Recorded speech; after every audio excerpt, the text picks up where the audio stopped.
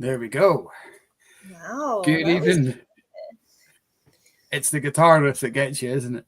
It's really cool, actually. Makes me want to go make whiskey on the West Coast. Let's go. That's very cool.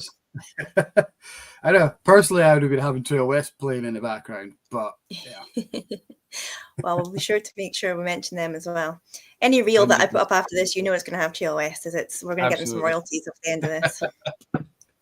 Awesome. Good evening, everybody. Welcome along to another Blether. We've got the chat is going wild straight off the bat. We've got Tim Powell's, we've got Peahead, even Frank, Scott is on, Dave is on. Dave is not having Christmas pudding tonight. He's having dry roasted nuts and bacon fries. He's just totally mixing the pot here just to confuse. You're going to end up with a dry mouth at the end of that. Does that mean the Christmas cake is finally finished? Was last week the final slice, or you're just going to a Christmas cake? We need more details, please. He's having an Ardnamurchan, so it maybe won't go so well. I'm guessing it's not the cherry Ardnamurchan. Let us know which Ardnamurchan it is, Dave. It might be, is it the new Madeira cask, which just launched today? Oh, wow. You got that in the shop? Yes. Well, I'm not sure if we've got any left. It is flown. It's absolutely flown. Who else is? We've got Dutch Jura. Good evening. He's on a Loch Lomond tonight. Scott is asking Scott Matheson, has anyone had the Ardnamurchan Madeira cask? There's a new batch being released. Yes, I haven't tried it yet, but I've got it. I will have a taste of it tonight and let you know what the thoughts are. Willis is on. He's on Facebook. Good evening, Willis. He's got the Speyside Distillery Independent Bottling. Who's bottled that one? Willis, let me know. Danny Hebbington is on, and Dave said it's finished, Cat. So yes, he has finished his Christmas cake. The cake is finished. Oh, well, there you go. It's lasted till like mid-February. That was not a bad bet. He only ate it on a Thursday night though, for an hour. Scott is asking about the Ardnamurchan again. Yeah, so this one, the last Madeira cask was totally unpeated. This one is 43% peated spirit, 57% unpeated. So it has got a bit more of that peat in there. But we're not here to talk about Ardnamurchan. We'll come back to that a little bit later on if you want. But we will talk about Tiree Distillery. What's in your glass before we jump in, Kat? Well, I got in a bit of a...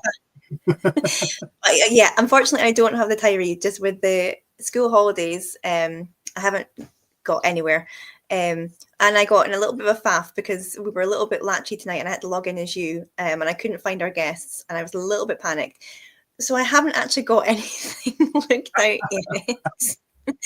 yet. But I will go and rake for something in a second. I don't know what to have actually. There's nothing worse than a dry blether. Well, get ointment for that. Yeah, I'll see what I can find in a minute. Yeah, we'll hear all about the new Tiree release, and then I'll maybe find something that kind of sounds similar. Yeah, absolutely. We have our guests waiting in the wings, or should I say the warehouse. We'll bring them on now. We've got Ian and Alan. Let's bring them on. How you getting on? Hi guys. Good evening, guys. Hope you're well. We're good. We're good. Yeah. We just finished a long day's work. We just had a wee bite to eat in at Ian's there. He cooked us a very nice bit of hake with some roast potatoes. Oh, so, finished our dinner. Ian lives quite close to the distillery, just next door, in fact. So we've been in there, and Ian treated us to some culinary delights. Yeah. Happy days. Is there not an Uber Eats in Tiree that could have just whipped it round to the warehouse for you?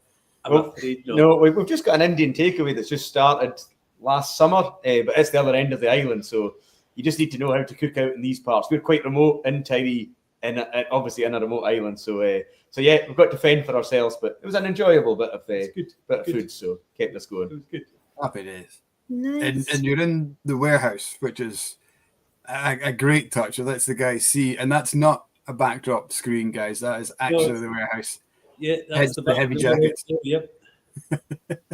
Yeah, so it's just towards the back of the distillery, so we're keeping a wee eye on the stills are actually still, well, the spirit's still running at this moment in time, so it gives I usually do the night shift, kind of living so close to the distillery itself. So it's we're keeping a wee eye on things, and we just thought it was the perfect place to show folks a wee bit of what we've got here in Tiree. That's not a wee bit. That's quite a lot of casks in there. Are they all full casks behind you? That's pretty cool. We're getting there. We're getting there. Yeah, the full. But despite having been producing since 2021, we only filled our 64th cask today. So wow. It's still quite small, but we've got about 63 of them behind us, having just released one. That's a great segue. Yeah. So what are you feeling about a cask every other week? No, it's about. I mean, it kind of comes in peaks and troughs, but on average, we're filling about one a week, 1.5 if we're hitting it hard a week. Yeah. It's pretty great, that wee video that we had at the start. We love to talk about when we're talking to new distilleries or any distillery, certain parts of the process. And normally we ask, the mash tun, is it a loiter, is it a semi-loiter? You just got a bucket and spade kind of mash tun style, don't you?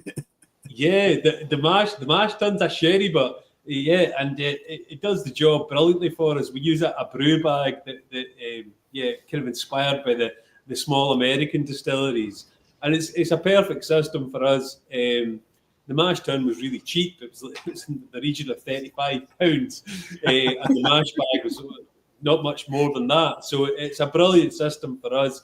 It lets us, we lift that bag up that you saw in the video there, and we hook it at the bottom and we invert it, and it's really easy for us to then take the draft away. It goes to some cows that are fairly close by. You might have saw them in the video. It's good technique for us, and we enjoy using the brew bag actually.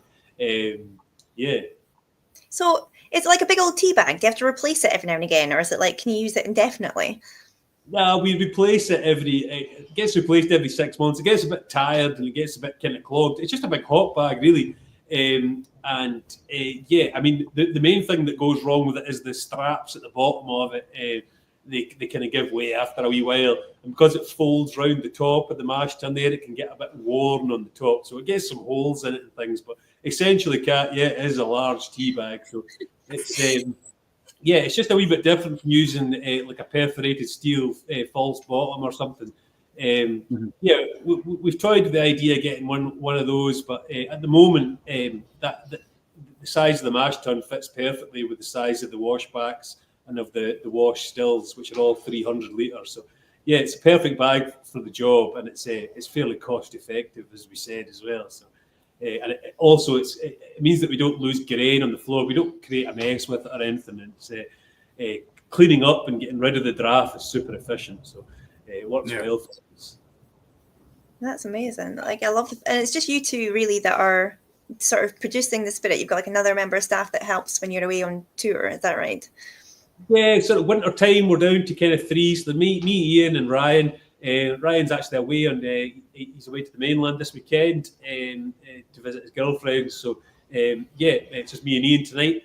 But in the winter time, we're a kind of core staff of 3, and we'll expand to around 4 or 5 in the summer season when we have the shop open and things in the visitor centre. Yeah, Ryan's a great help when we're away touring, as you say, but he does work full time. So even when we are here, Alan will be dealing with crofting duties, and I kind of do a lot of the paperwork side of things. So having Ryan in here, just keeping an eye on the stills and doing the mashing himself, he's a real help, and it's been great having him. The last, he's been with us, is it a year and a half? Year and a half, yeah. So he's really picking up and stuff. And one quality that he has, which is quite impressive, is he's got a great nose and a great sense of taste as well. So he's able to make the cuts, as long as we're giving it a kind of second opinion. But most of the time he's right. So it's great to have him there, and he keeps the place running when we're busy with other stuff as well. So good job. And that's something we're all about, is trying to kind of employ local folk in the island. And although it's only one person at the moment, hopefully that'll grow in years to come.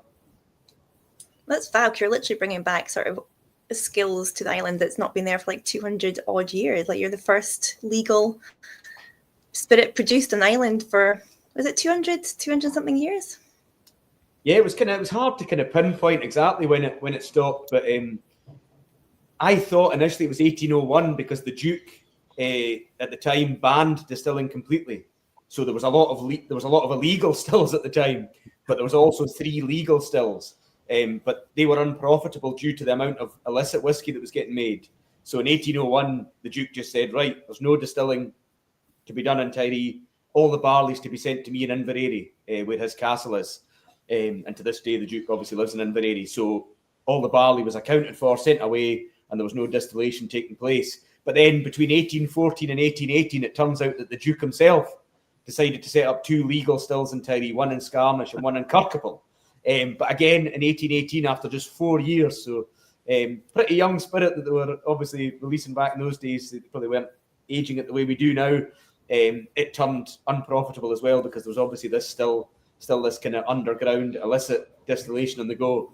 And that's the last point where we see legal distilling in Tiree. So 1818, so you could say, can't do the maths in my head, is that about 208 years? 207 years. Obviously, we started in 2021. So you could say, yeah, 202 years pretty much. 203 years. Sorry, maths is a wee bit out the game. That's there. Fine. But Yeah, if you said anything, I would just nodded. Maths is not my strong point. I'm like, yeah, a That's million what years. Read the history stuff. We got a question coming in from Peterhead from Frank at home. Ian, you made a remark about doing the night shift, and the amount of casks that you're filled obviously is quite limited. So how many working hours are you guys putting in at the distillery a week? That's actually, we actually looked at this recently, because obviously we give ourselves a very modest wage, if we even give ourselves a wage, and we were actually working out our rough hours over the course of the first release and then on to future production. Because of the size of the setup, and we don't have the kind of the mod cons that a lot of distilleries have got, we're running from about 8 a.m. right through till about 9, 10 p.m. just now on the stills with a team of 3, which is quite difficult to manage. But before that, it was when we kind of just upgraded our gas burners recently. Before that, there was some mornings I was in here till 1 a.m. just keeping an eye on the stills. So yeah, the hours are pretty wild, to be honest, for what we're producing. So yeah, it's all part of the fun, keeping an eye on the stills, seeing how things are going. The heart of the run kind of goes over the course of the day. So at the end, there's nothing you kind of want to taste off the still. So it's not quite as fun as you'd imagine, but you put the tunes on, you get on with a bit of cleaning, maybe a bit of packaging for the next day, and it soon passes. But I for one doing the night shift, I'm delighted that it finishes about 9-10 o'clock now rather than the midnight /1 a.m. that it used to in the early days. But you don't go straight. You don't go straight out into Lemon Park then afterwards and just combine the two things, or are you not? No, not quite. Not quite. Yeah, the wash stills, we upgraded the burners not long ago, probably about a year ago, and they made a huge difference because, as Ian says, it was taking so long to do the stripping runs, and yeah, we got better burners. They're just bigger burners, and we got them in there, and yeah, they tend to now finish at around about 3 or 4 o'clock, which is really manageable if just Ryan's in by himself and he's doing a bit of mashing and a bit of stripping. He can get all that done in one day without it running over into too many hours for him, without a break. But as Ian says, we're still running tails out until about 9-10 o'clock at night when we're doing spirit runs. So yeah, it's a much more manageable now that we've got the better burners, because we run everything on a direct fire. But yeah, it's life's good now. Yeah, stripping's fast. I mean, that is good news. Do you cut the spirits like all just by like hand and eye and like sort of like just understanding like the run and stuff? Like it's all just very much traditional hands-on, like stick your finger in and see if it's any good sort of job. Yeah, I guess it is. I mean, it depends on quite a number of things. It depends on the charge of the spirit still as well. A lot of the time, depending on what we're doing, if we're doing rye or if we're doing malt, there can be differences in the ABV charge of the spirit, and even small differences make differences in the cut as well. So yeah, we don't have a spirit. We're actually talking about spirit safe today. We don't have a spirit safe. We just drain straight into the collecting vessel. So yeah, it's all sense and timing and by eye and by smell and by taste as well. So Yeah. So how do you get by without having the 2 padlocks, but you have to have locked all the time? To be honest, I think it's because we're making so little that they don't. They're like, oh, it's fine if they take a bit, which we don't. Of course. But actually, I mean, that's the one thing it's going to be missing from your tour, isn't it? That story about. Yeah, that's true. We're talking about what we're drinking just to prove that we're not drinking any of our own stuff yet. It's we're actually drinking an Aberlour 18-year-old double sherry cask finish. We're up visiting. We're up visiting Speyside Cooperage, where we get all of our casks from, and we decided to pop into Aberlour, and that was one that we thought was looked good and was kind of within the budget we had at the time. So we bought one between us, and it's lovely, very tasty. Unfortunately, we're not drinking straight out the casks or straight off the still or anything, but still a tasty dram. Absolutely. Do you know the night's still young? The night's still young. One of those might be rolled off the top. Yeah. Well, we'll notice in the morning if it's gone. So. Well, I mean, talking of the whiskey, so big news. Last time we spoke to you, it was just yourself. Well done there, Mike. Last time I spoke to you, Alan, you were just still doing the gin. Can I just say it is better presented to the customers than this? It doesn't come. That's not what you buy. there you go. Look, on cue. Beautiful. It does come with a label. It does come with a box. But yeah, so big news since the last time we spoke and now. So it sold out in 12 minutes? That's mad. That's faster than Taylor Swift tickets. Move over Taylor. Here come the Tiree guys. Unfortunately, we didn't have as many bottles of whiskey as Taylor Swift had tickets, of course. But otherwise, we have to review her now anyway. So. Yeah. But no, it went really well. Yeah, it went really well. It was a kind of whirlwind kind of week. So what we did was, we bottled gin in here. We didn't want to run our first release whiskey through our gin bottling line. So we made the decision to get it bottled in the mainland.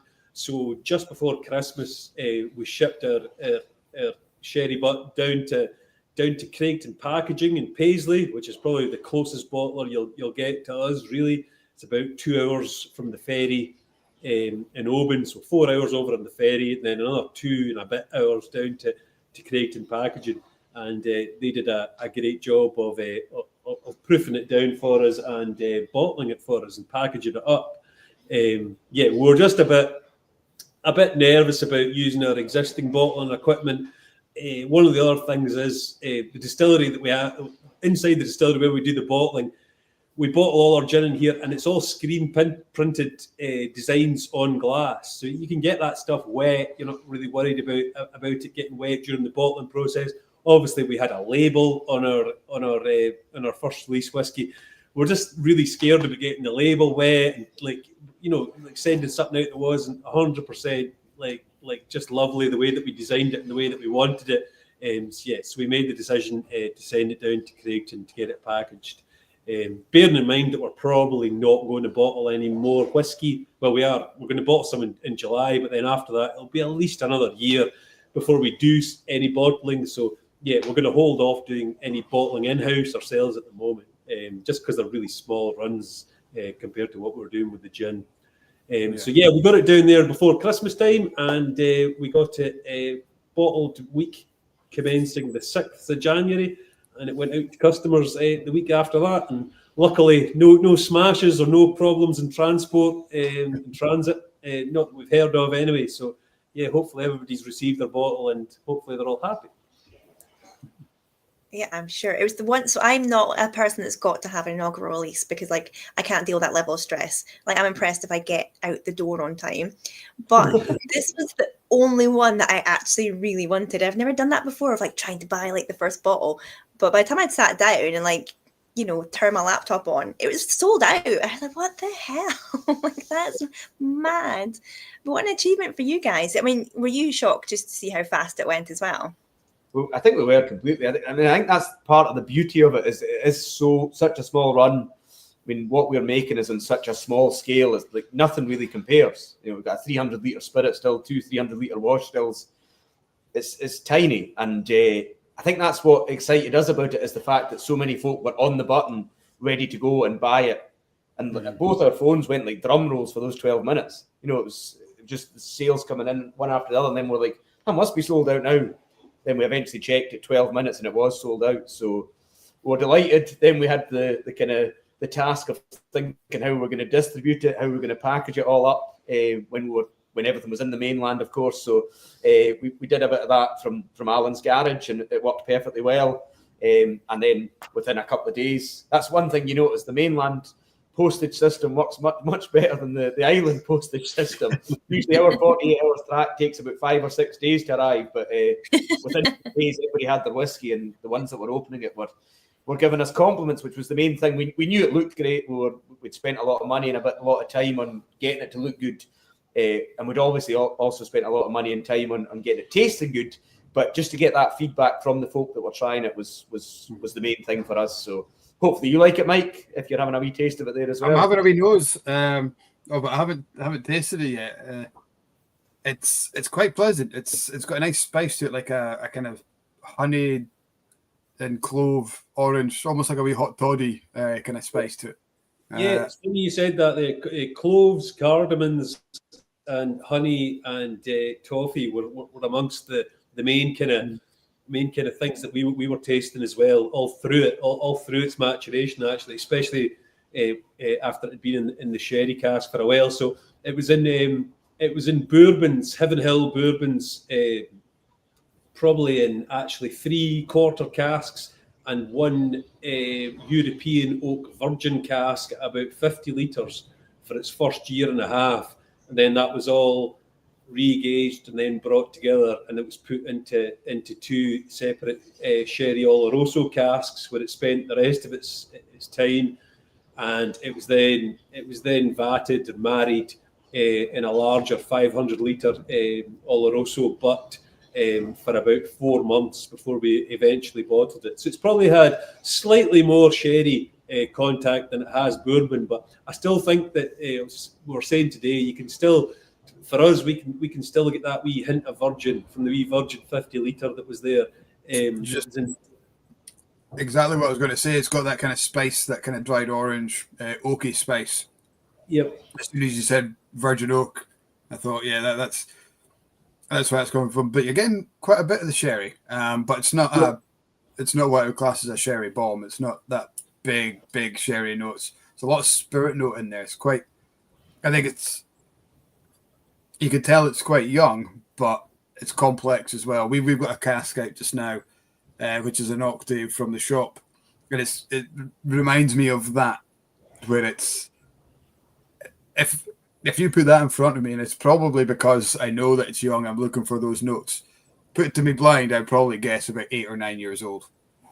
Yeah, well, that's good. That's good. For us, yeah. Well, that's what we were trying to do. We always knew from the start that we were going to have to release something early, because just commercial pressures dictate that we're going to have to release something. So we wanted to make it as potentially as kind of complex as possible. So we spent a bit of money on the wood, getting good wood and small wood as well. So I mean, basically the standard cask size for us in here is quarter cask. It's just because it fits perfectly our system. So it's 2 still runs, fills you a quarter cask. So it just fits us perfect. But those decisions were also made because we knew we were going to want to mature something fast and get it as complex as possible.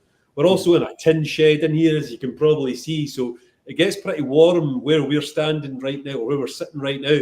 The record high in here is about 44 degrees, believe it or not, and the record low is about -4. So there's a big temperature range over the course of the year. So as you guys know, that's helping mature the spirit quickly, as is our smaller cask. So it doesn't help with things like evaporation, as you know, but that's the trade-off that distilleries are making all the time. It's finding that balance, isn't it? Yeah, exactly. Yeah. It's really enjoyable. I'm going to have to move this. Sorry, I'm going to have to move this bottle away because that's all I've got left for you. So I'm going to throw it away so I don't end up scoofing the lot. We're delighted to hear you like it, Mike. Sláinte. Cheers. I've got a taste of it now, but it's lovely. It's a really nice, and you know, it's on a par with the guys that you'd expect it to be sitting alongside in terms of new distilleries. You know, your Rasses and Lochleys. It's probably a bit more complex than some of them for me. What's the bottling strength? Is it around about 50, maybe low, high 40s? 47%. So it's not a cask strength. No. Again, commercial decision. We thought about doing it at cask strength, and we just thought, because it's our first release, it'd be nice to have. Like, we kind of looked at the island. The island's got 650. It used to have, when we were younger, it had about 790. We thought it'd be nice to do a kind of similar amount of bottles that kind of represents. You see a few other island distilleries and things like that represents that number. So for us, we thought we tried it a bit lower, actually, didn't we? We tried it like 43%. We tried it at 45. 45 was it? And we tried it at 49, and it was a little bit of both. 47 was the happy medium. It's not one you see very often. 47, it's either kind of up higher than that or lower than that. But we decided on 47 was a happy medium, and it kind of roughly gave us around about 800 bottles, which was perfect. For us. On first calculations, this is interesting as well. It gave us 919 bottles, but we lost 119 to evaporation over the course of the 4/3 years. Really? So that gives you a wee idea of the heat in here in the summer. Yeah. You've got thirsty angels. We do. We certainly do. Unless Isla, the cat, we've got a distillery cat, Isla. If she's drinking it, then maybe that's the problem. But and as Alan says, it's that balance. We knew that it would give it a more mature flavour from the kind of the differences in temperature. But we're kind of trying to think of ways of mitigating that for stuff that we want to keep for a wee bit longer. I guess a lot of it's. I was going to say, I guess a lot of this is still like a learning curve for you guys as well, even though you've been on the go for quite a while. I guess you're still kind of figuring out the sort of foibles and quirks of having like a sort of small scale distillery, I guess. Oh, definitely. We're learning every day. We're lucky we've got a few good contacts in the industry as well. I always say that we sometimes feel a wee bit isolated here because we are kind of known as a gin brand, really, but with our Tiree gin and our Hebridean pink gin. There's no company Tiree gin or Hebridean pink gin. We are Tiree Whisky Company, so we founded with the intention of building a whiskey distillery. It was almost by accident we started making gin when we set up the distillery. The gin was kind of booming in 2015, 2016, so it made sense for us to start producing the gin. Obviously the whiskey it didn't take a back burner. It was always there, and we're always trying to push that forward. But now we've arrived at that. We're really happy. I suppose it's always hard trying to push something that you can't quite sell yet. Exactly. The folk that came on the tours, and I think that's testament to how quickly it sold. If you come and visit us, there's not another distillery tour in Scotland that's like us. You're getting to see it hands-on. It's brilliant, and we enjoyed that. We do the tours ourselves, both me and Alan. When we had a guy, Ross, that worked for us, who was great for the distillery, he would do the tours. But other than that, it's quite nice for us to kind of show exactly the way things are done and what's happening in the distillery, and folk just leave it thinking, "Wow, I really know how whiskey's made now." And I think that was part of the kind of the selling point. Not to kind of. I mean, most of the pre-orders of the first release, and in fact, I'd say about 80% of the first release went to people that had visited the distillery. So when we pre-ordered the first 400 of the overall 800. It was almost entirely the mailing list that we went to. So people that had booked tours and they'd come onto the mailing list because they'd booked through their email address.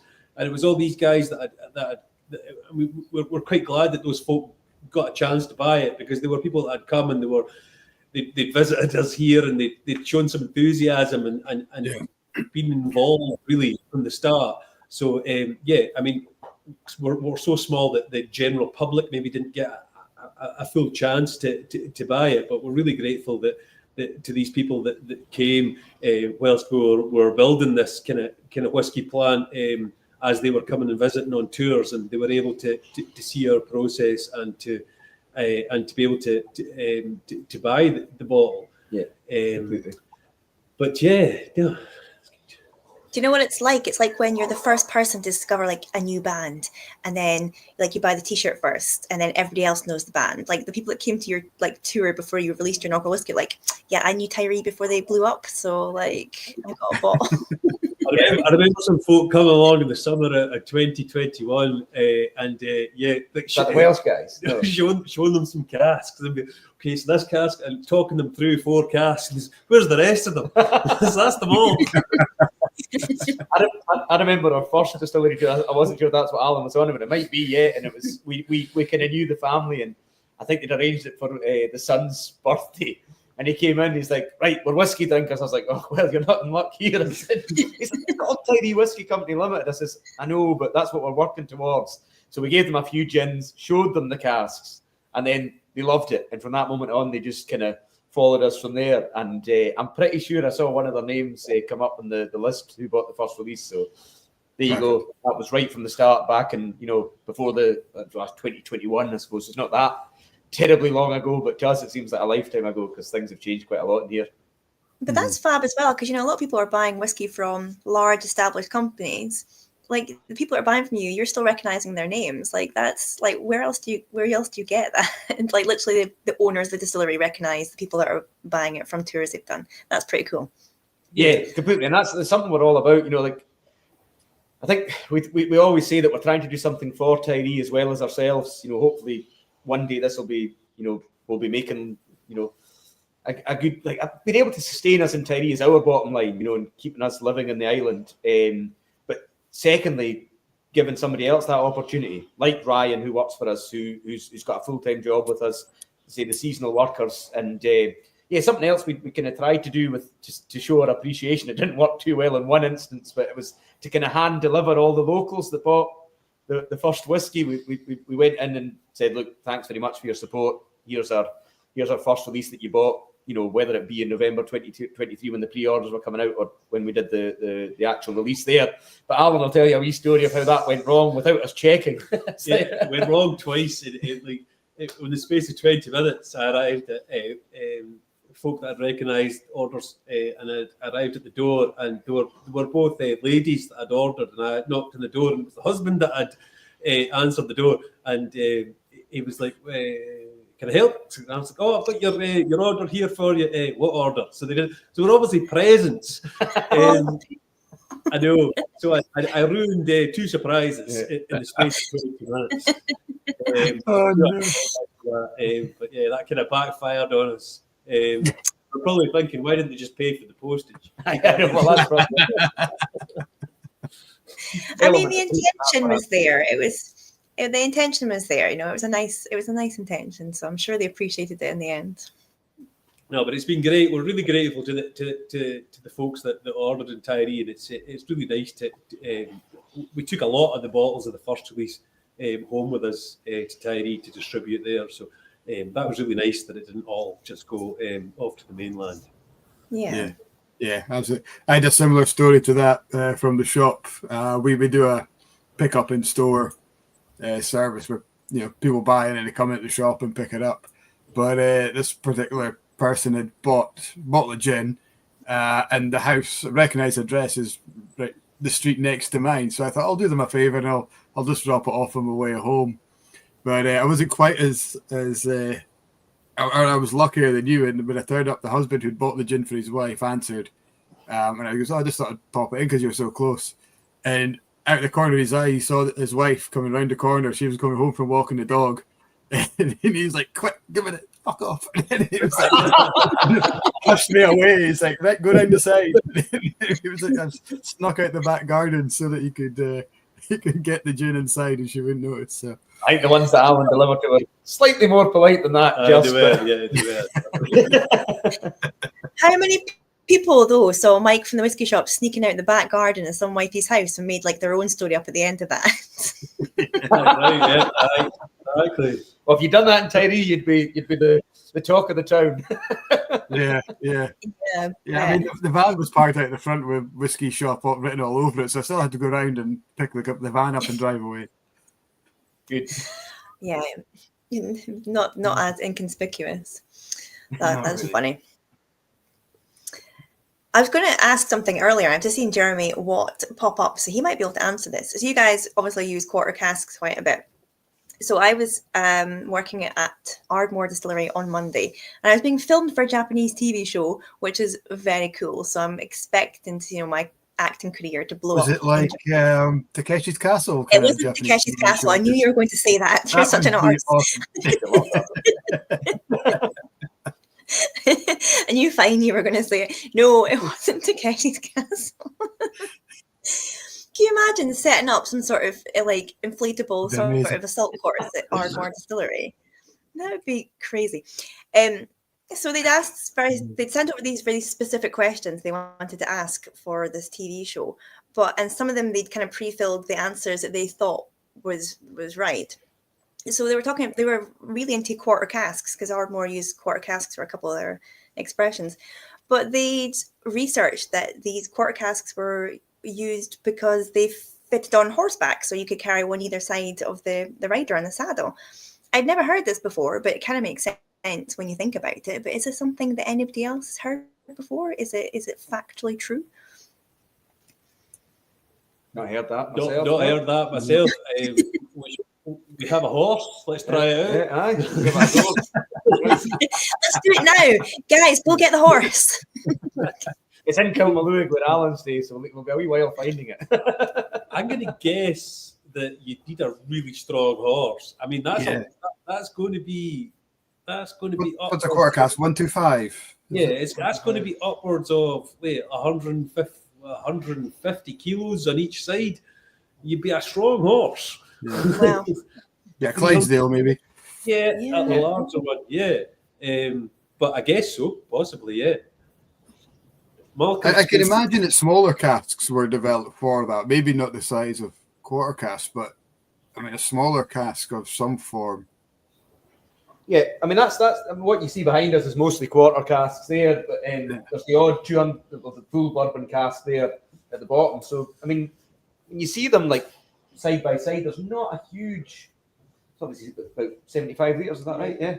There's not a huge kind of disparity, but yeah, maybe strong Tiree horses would manage them no bother. But yeah, I've not heard that, but it's quite an interesting tale. I don't know where they got it from. It's maybe just like the romanticism of like the Highlands and assuming we're all just up here on horseback with, gallivanting about with barrels and in the glens. But maybe saw one of the pictures off of this cask investment, guys. It's the AI generated one, and there's a horse carrying two casks hanging over its side. Yeah, good. That's a good marketing plan. Yeah. Or maybe they just got confused with like horses and Burmese mountain dogs. Like the dog that had the big barrel on its neck when it went to save people. God only knows. Well, who knows? Unless we're in Japan watching the TV show, I guess we'll never find out the answer. So, interesting question anyway. Definitely. I would love to know what you wrote down as your answer. If you had to, did you have to write down an answer before you spoke it? Or? Yeah. So, I did. So I said the same thing. I really not heard that before, but I guess it makes sense. So we'd gone through the questions, and some of them they'd ask things like, "Oh, is Ardmore peaty because of all the peat bogs?" And you're like, "Well, no, not really. It's actually just because of the malting process." She's like, "Okay, well, we won't talk about that," and things. So I thought, well, because I'd said no about the barrels, he wouldn't ask me that. But he was like, "Okay, action." So the story about the horses and the quarter cask, I was like, "Oh shit!" I was like, I don't know if it's true. I'm hoping they just cut that bit out, to be honest. Nobody's going to understand my accent in Japanese TV anyway, so it'll be fine. We'll be keeping an eye out for it then. You'd have to get it subtitled from your accent into English so that the Japanese translators could subtitle it from English into Japanese. I know. The only bit that they kept retaking was me trying the whiskey straight out the cask. They're like, "Oh, can we go and open up this cask?" And it was like a pretty young cask. And I was like, "Well, maybe I'll go and ask the manager." So he's like, "Just open up, it's fine." So we got one of the ops guys to come in, to use the Valinch, because apparently I was just a bit cat-handed with it. So we kept like refilling it, and I'd be like, okay, well, cheers, and I would try it, and then they'd be like, okay, can we just do that again? If you just turn slightly to the left, you're like, okay, cheers, and you try it again. Right, great. We'll just get the light in. Can you do it again? I'm like, cheers. So you got really to work that day. I know. I'm really hoping the bosses don't watch it anyway. Mm-hmm. But yeah, the things you do in the whiskey industry, it's a weird and wonderful place, isn't it? Mm-hmm.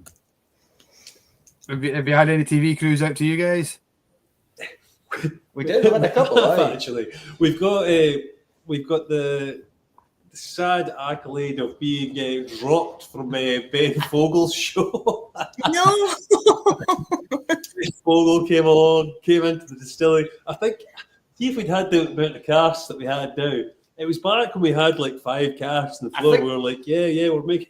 I think you're doing ourselves a disservice actually, but because he was doing a program on, Christianity and how it came to Scotland via, Ireland, and their strenuous link to us was that the monks brought distillation from Ireland to Scotland. Mm-hmm. So he's like, let's visit a distillery when we're in Tiree, and he came and visited us. And as Alan says, we only had the 4 casks. You did the talking with him. You gave him a taste. You enjoyed it. Yeah, enjoyed it. It was actually the rye whiskey that we're releasing in July that you tried. Yeah, you tried that. And we sat and had a good blether with him afterwards, sitting on that wall out there. Yep. Lovely summer's day. Lovely guy, full of stories. No, it was great fun. It was a fun shoot. They went here all day, and then they let us know about a couple of months later, we won't be using you guys. Right. Oh, well. We're both fluent Gaelic speakers, so we've had a few appearances on BBC Alippa, which have been well received in the West Coast. So that was more of the gin thing. But other than that, I think that's it. No, we've not seen any TV crews apart from that. It will happen now. You've been on the Blether. Like, get an agent, is all I'm saying. Well, listen, we're exclusively the Blether. Just go through you guys. You're an agent. Do you know what? I've seen so many write-ups about you guys, though. Like, it was everywhere when you did your inaugural release. So, like, there were some fantastic articles. Talking about BBC Alpha, do you guys know Sweeney Donald? It does, like, the Croft. Yeah. Yep. I know him.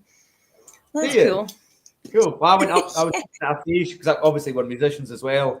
And part of our work is teaching. So we teach in Tiree. Alan teaches guitar, I teach accordion, and I teach at a Fish up in Carloway every year. I used to before lockdown. I used to live there. You used to live in Carloway? No. It's just Mike likes to take the piss because every time somebody mentions a place, I've pretty much lived there. I lived in thatched houses in Carloway. It's called Nageran in Lewis. So if you stayed there, Kat, that'd be quite impressive. It's a lovely wee spot. So, and Mike, if you stayed there, even more impressive. But they've got lovely wee fires and sitting there with a dram in a thatched house. There's something about that. But anyway, one of the days at the Fish was going to Sweeney's Croft and basically doing all the chores he doesn't want to do, and he makes all the kids do it. So he's watching me. I doubt he will be, but that's pretty much what happens, and we help with it. So it's a great day out. The kids love it, get to see all the kind of animals and all through the medium of Gaelic as well. So really good fun. It is fantastic. I'm not going to tell you how I know him, but yeah, that is fantastic. Yeah, tell us now. Come on, Kat, you can't leave it like that. No, that's fine. Anyway, moving on. So Gaelic is such a beautiful language. No, don't. But yeah, it's such a beautiful language. I was going to ask you as well. I feel like I'm dominating the whole chat, but I'm just super excited about Tiree. So, like, as like an historical perspective, like, because you're like the first ones to like produce a spirit in like 200 years, are you keeping things like certificates and like, I don't know, cask ends and stuff to make an archive for like the future generations to see like in the next 200 years? Because in my head, this is what I would be doing. And if you're not, you probably should be. And I'm free in the summer if you want a hand. I guess we're so young, we've still got all that stuff. We haven't even had to worry about because it's all been reused again. apart from the Marion cask for the first release, it's sitting close by. We probably won't find another use for that cask. So yeah, we'll probably take the end off it, use it as a vessel for something, and maybe stick it up in the visitor centre wall or something. So that's probably something for Easter time, for the shop opening up again. But yeah, we will keep wee mementos. I was actually leaning against the wash still today, getting a heat, and thinking about how long it would last, and how many more years we'll get out of these trusty wash stills that we've got. And I mean, I didn't think when it's done with it, we could maybe put it outside like an ornament, like they have at Brachlati. But the top of it's so small, we would have to get a pair of kids' wellies to put in the top of it to make it the same design as they have there. That was one of my favourite things in Ireland when I saw the wellies outside the still that's out for a fladdie. So I'm looking at the line arm and I don't think there's anything that's going to maybe a pair of 2-year-olds wellies or something sticking out the top of it. Like the little ladybird ones. That would be so cute. They might work. Exactly. I think on a serious note on the aspect of like what we're doing here, I think something we've always been wary of is like being respectful to the tradition that is here. I mean, I listen to a lot of like old recordings online which are available on Toper and Dulcich, which is this Gaelic database of old recordings from the 60s onwards. And even back then in the 60s, nobody in the lifetime of the people that were talking had been making whiskey in Tiree, which I think's pretty amazing. If you go as far back as that amount of time, and it's still not within living memory. So we're kind of guessing what these guys would have been doing, but what we're trying to do in the present day is as respectful to tradition as we can possibly be, really, without using our own barley or our own homemade stills, for example. So yeah, it's something that we do think about quite a lot. Yeah. Yeah. And that's why you decided to go for non-peated, just because peat wasn't or is not common to Tiree. Not really. No, it was. I mean, there was some peat here in the interior of the island. So basically the island's made up of beaches and then a ring of macher ground around the most of it, and it's the real interior that's kind of mounchig, so like kind of moss land, like kind of peat land. And there was, we believe, or according to accounts, a certain amount of peat here, and it would have been used when the population was at its largest. So the mid 1800s, when the population was up around 4,000, 5,000 people. So that fuel would have been exhausted then. Whether that peat was used it wouldn't, we guess, wouldn't have been involved in the malting of whiskey, but of barley, but it would have been involved perhaps in fueling stills. But laterally, that would have been wood and coal. Yeah, well, I mean, the evidence behind that is that when the Duke banned distilling in he didn't ban it. He evicted folk at first, and he said all illegal distillers to be banished from the island, basically, which is pretty terrible. They were just trying to make a dram for themselves. And he said, secondly, he said, and any legal stills that are given his approval are to be coal burning, not peat burning. So that's where our background comes, where we realised that actually the whiskey was probably not, they weren't using peat to malt it. If they were even, Alan knows a bit more about that, they probably weren't malting it either. Yeah, I guess they were just, they were germinating it, and then they would have been mashing it when it's green. So it's not been dried, it's not been killed. So you've malted it, and you've got the acrospire coming out, and you've generated that starch inside it, but then you haven't halted the germination process by killing it. You've probably put it straight into a mash tun and mashed it. Like, so it's still wet. It's not been dried. We guess. Do you think that coming over from Ireland, because that's their pot still kind of is green malt mashed, isn't it? I guess so. Yeah. I mean, we are very close, Yeah, I mean, we're only making kind of like it's kind of guesswork, really, because there's so little kind of written about it. It's more, as Ian says, the legalities and what the Duke, who at the time was basically the equivalent of HMRC, really, in this day and age, only what's been recorded through what they've written down. So, yeah, we're guessing that they knew that if you malted it, you get more yield out of it. So the chances are that they malted it and got it to a certain stage and then just mashed it. I know there's a few distilleries in the east coast of America that kind of do this. They make it and they call it mashing it green, and they release the whiskey from it. And I'm led to believe it's got more of a kind of a banana flavour to it than what we're used to. So you're losing out on the cereal toasty notes that you get through the malting. And yeah, it's that kind of different flavour that you're getting. We've not tried it ourselves, but yeah, that might be one for the future. And I guess that still falls within the rules of using malted barley. Yeah, I guess all that single malt. Well, I mean, I guess you would have to you'd have to speak to the STVS about that. They've not picked you up on it yet, then. So. I'm not sure. So I'm not sure whether if you leave out the kiln and that you'd still be able to call it a single malt. You might not be able to. Yeah. Yeah, I guess there would be some head scratching going on if you said to the You'd have to give it a bash. Yeah. see what they say. Put it down. You'll get away with it once, and you could. Yeah, we've actually got we've got a couple of casks up behind us that we mashed some corn with some rye and a little bit of malt. So we used a kind of a bourbon recipe, if you like, just because we kind of like that sort of. Well, I do.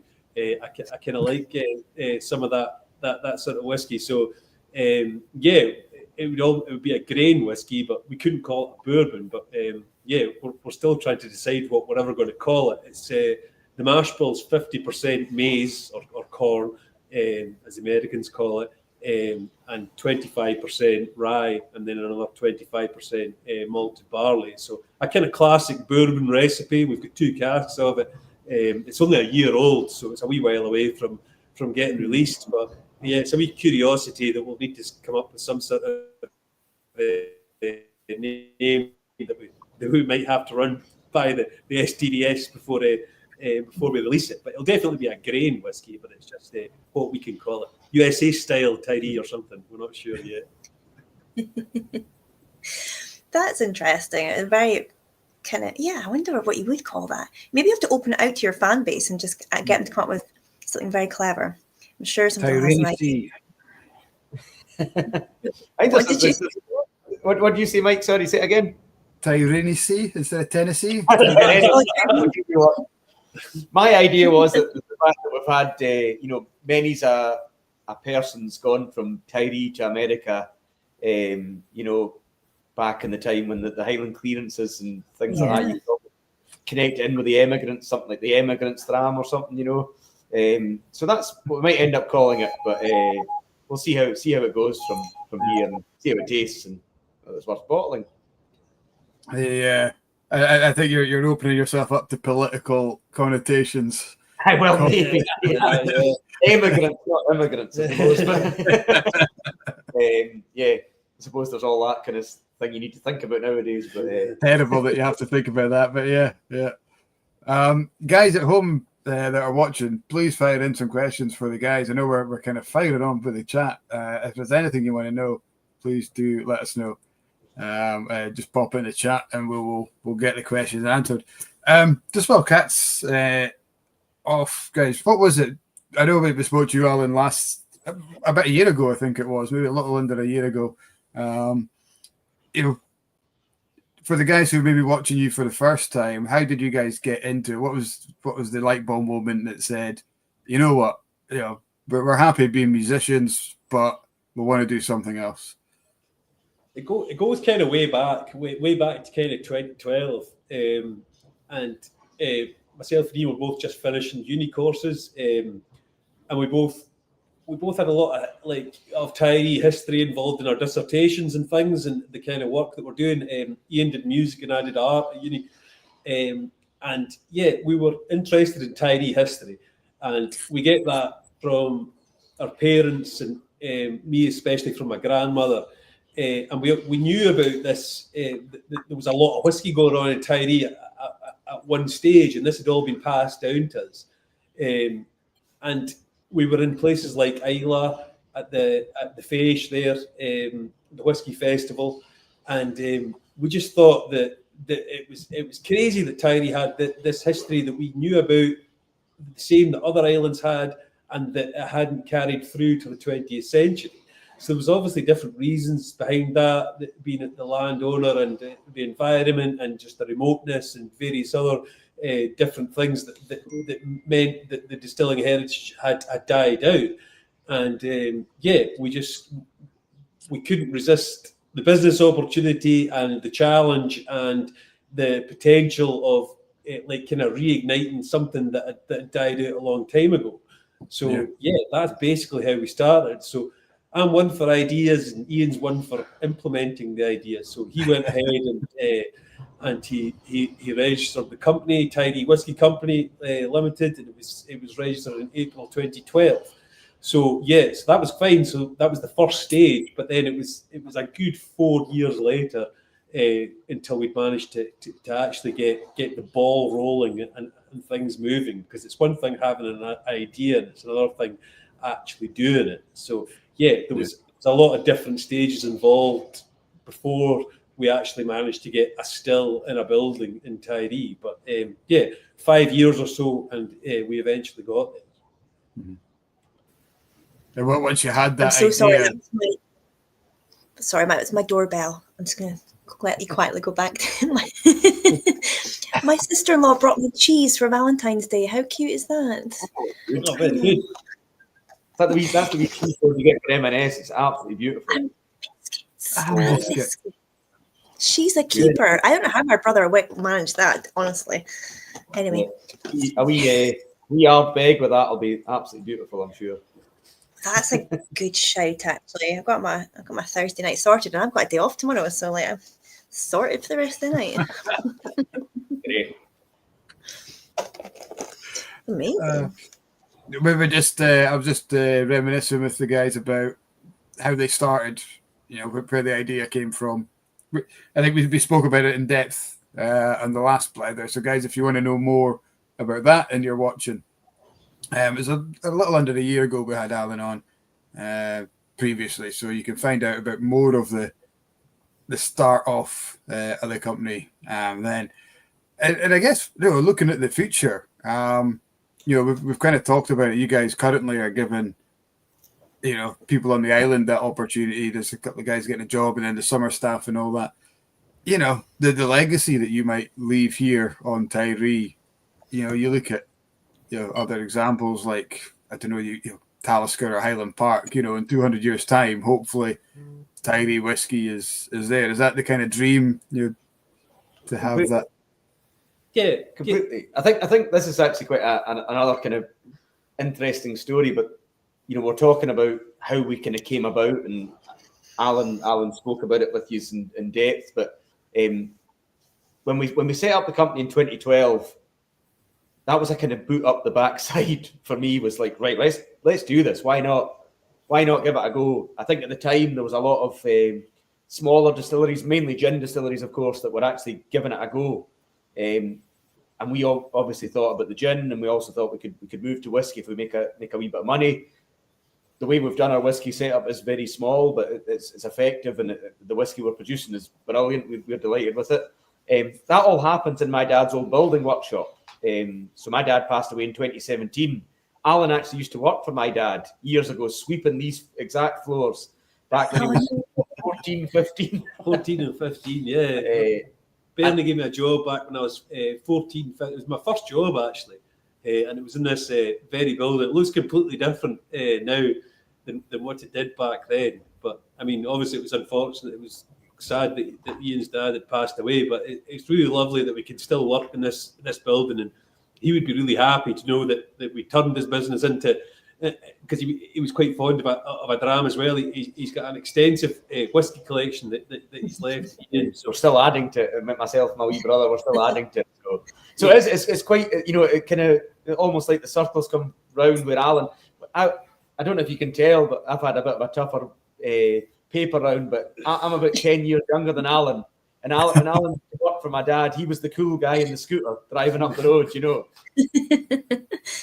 And now we're business partners, so it's quite a cool story. As cool as you can get on a Peugeot scooter. I love it. Exactly. That my thoughts at the time were, oh, he's a great guy. And now Alan's, we're both working together at this in my dad's building workshop at the distillery, and you know, it's almost like Dad's legacy has kind of pushed us forward a wee bit as well. Whereas, you know, we're using his building to produce our gin, produce our whiskey, and yeah, hopefully one day we'll leave a similar legacy, even if that's just to our families, to the people that we employ in the future, hopefully. But yeah, my bottom line on all of this is that we're trying to do something for Tiree as well as ourselves, and hopefully both ourselves and the island benefit in years to come. Because there's some great stuff comes out of Tiree, and it's mainly lamb and beef and shellfish, and it's pretty well known for producing really good beef, shellfish, and lamb. And it'd be great. I know we've only released 800 bottles, but going forward, it'd be great just to add like a really decent whiskey to that kind of export, if you want to call it that, from the island. Yeah, completely. Is there any history of, so obviously this is your father's land, do you know if there's any history of like illicit distillation happening like round about the vicinity of where you're actually based now? Yeah, there was. So this is something that was, again, on Toper and Dúilfish, which I listen to all the time. The Kist of Riches. The Kist of Riches is the north. So they've got Scots as well as Gaelic kind of recordings from as far back as, I think the earliest ones that maybe the late 50s. So a great kind of treasure trove of stuff. But we're in Ballaful, well, West Hynish now, but it's part of Ballaful. I won't bore you with that stuff, but just about 5 minutes away is the bottom line. There's a river, a burn that runs from the loch to the beach, to the sea, and they reckon that there was a still there in the 1700s. We've not found any. I've been searching that. Every time I go a walk across the beach, I see if there's like any like wee rock or not rock, but like a wee kind of larach, as we call it in Gaelic, like the old kind of ruins of anything. But there's nothing there as far as I can see. So it's probably buried by the sand. Sand blow was quite a bad thing in Tiree at one point, where it buried a lot of the old ruins. But yeah, so as close as that, nothing on this croft. My dad was adopted to Tiree, and he was really well looked after by two women and their brother, and they were very religious. They were Baptists. So I always think to myself and ask folk in Tiree, I wonder what they would think about a distillery being on their croft. But I was told recently by a good friend, Lachie Brown, who actually knew them, said they would understand how things go with the times, and you're doing something for the island. So be interesting to see what they would think about the spirit that's being produced here. And they had a dram at New Year. That was probably about the only time they had a dram, I think. But you know, you're bringing the spirit back. It's just a different type of spirit. So I'm sure they'd appreciate the duality of that. I'm sure. Hopefully. You know, island communities, you've got to diversify to survive, you know, because you've got to keep the young people there. If you don't keep the young people there, you start losing things like schools, shops, you know, like, so you just got to strike out and do what's needed at the time. So I'm sure they'd appreciate the fact you're bringing people back home instead of losing them to the big cities, because living on the West Coast and my little island, that was a big problem. As soon as you started losing the young families, we lost the school, and then we lost the shop, and then that's it. Nobody wants to move over. So you're kind of stuck with an aging population. And so it's like happening all the time. Yeah, exactly. Yeah. What's the population of Tiree? I think it went up to 700 in the last census, but it's been kind of teetering on between 600 and 700 for a wee while now. So when we were when I was very young, when Alan was slightly younger, it was I think it was like 810 or something. 810 maybe. That was 91. I think the 2001 census was 810. Was it, right? And then 2011 it was down. Right, aye. Like 7 something. Yeah. So yeah, we're between 8 and 600. So yeah, anything we can do to try and keep that going. 100%. Does everyone kind of grow up speaking Gaelic, or is that a bit more unusual now? It's getting more unusual, but we both grew up speaking it, and yeah, I guess between in the 90s and the the noughties, you lost a lot of these old timers, these old kind of native speakers. So you've kind of noticed that over the last kind of 10, 15 years that there's a lot less Gaelic spoken in the shops and round the areas. But myself and Ian are both Gaelic speakers, and we speak a lot of Gaelic in the distillery. What we have lost as well is just the words for a lot of the distilling stuff. I mean, I guess there was specific Tiree words for these at one time. We've kind of lost these. There's the basic stuff, distillery and crystalli and the actual stills. But yeah, we guessed that there would have been words for like your first water, your fermenters, different stages of the mash or whatever. So it's a shame that we've lost them. But I guess they were around as well at one time. Yeah, because I did read an article about Gaelic, and new things that come along. There's no Gaelic word for them. So like internet, am I right in thinking there's not a Gaelic for internet? It's just Éidirlín, it calls, but it actually means it's literal in between the net. Éidirlín. So it's not the best translation, but helicopter, for example, is just spelled differently. That's one that we always get the piss taken out of us for. It's like, we speak, I'm after doing helicopter, I shouldn't, and everybody's like, oh, I know what that means. But, I suppose it's a kind of general thing where we're kind of stealing words from other languages all the time. But I guess in most indigenous languages in the world, there's not a special word for like the likes of helicopter. So sometimes it's the word that was created in. It's created in English, so you just use it for English. But all the it's like Doric. Doric's the same though. We've just stolen words from Gaelic, Old Scots, and Danish and created our own. Well, it's not really a language, Doric, but it's like a dialect. But I mean, you couldn't do a full conversation, but it's definitely just borrowed words from 3 different languages that Aberdeenshire folk just. It's kind of the way we speak naturally now as well, like similar to Doric, where obviously it's we're kind of me and Alan are like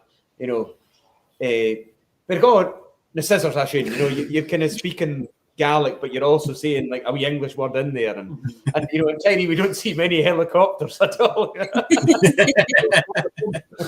Califump, because in Gaelic you can eliminate things, which means you put a H between them, so that means where's the pump? Califump, and we're talking about that. We're eliminating English words, so we're putting like Gaelic grammar onto English words and things like that. We do that in here. So there's similar to the distillers of bygone years, but they would probably have better Gaelic than certainly I do. Maybe not Alan, but it's good to kind of keep these things going. And as I say, we are quite passionate about it. And Alan's sister Ailey's actually a teacher at the school, so she's kind of involved with the early years of Gaelic and keeping it going. So it's good to see it going. It's a shame for these kids that they're not hearing it as much as they would have, like in the shops or at the pier, at the airport, the way they would have back when we were younger. But that's part and parcel of life, I suppose. No, that's how you learn it, isn't it? The conversation. Yeah, and hearing it actually spoken, you realise it's something out with school, which is something that's quite hard to kind of get across. Me and Alan both help at Stratican, which is the Gaelic kids club at the school. We help out every 4 or 5 months and have a game of football with them, which is great, all through the medium of Gaelic. And it's quite good for them to see Gaelic out with the classroom and actually speaking it, playing football, which could actually work to your advantage if you're playing a team that doesn't understand Gaelic. But they've not quite grasped that yet, but it's great. It's good fun. So when my kids were out on Ling, they cut the funding for Gaelic. So like the class teacher, she lived on the mainland and she'd come over every morning. And she knew a few words that she'd picked up. So she would teach them like the colours and like, how are you and things like that. And then Easdale Island, they had the Gaelic teacher, but she was an American lady that moved over. But if you wanted them to learn Gaelic, you had to go over to Oban to the Gaelic school over there. But like trying to do that every day, like getting a ferry, getting over, and like if it was a bad day of weather, then they were stuck on the other side. Just nightmare. So it's such a shame they didn't get to learn it. They kind of remember a couple of the words for the colours and stuff, but they don't really have. But there's not many Gaelic speakers out on Ling anyway, because like we're so close to the mainland. I guess it kind of got lost a little bit. Other than our common acquaintance Innes, but other than that, there's not that many Gaelic speakers out there. At that point. I know. So for anyone that doesn't know, we discovered we had a mutual acquaintance off air when Kat did her usual, I used to live there. Do you know so-and-so? Turns out they do. But yeah, it's such a fantastic language. So well done you guys for promoting it like that as well. Amazing. We've had a couple of questions roll in while we've been talking about Gaelic as well. But these are whiskey related. I think was Dave first, Mike. Dave is first, yeah.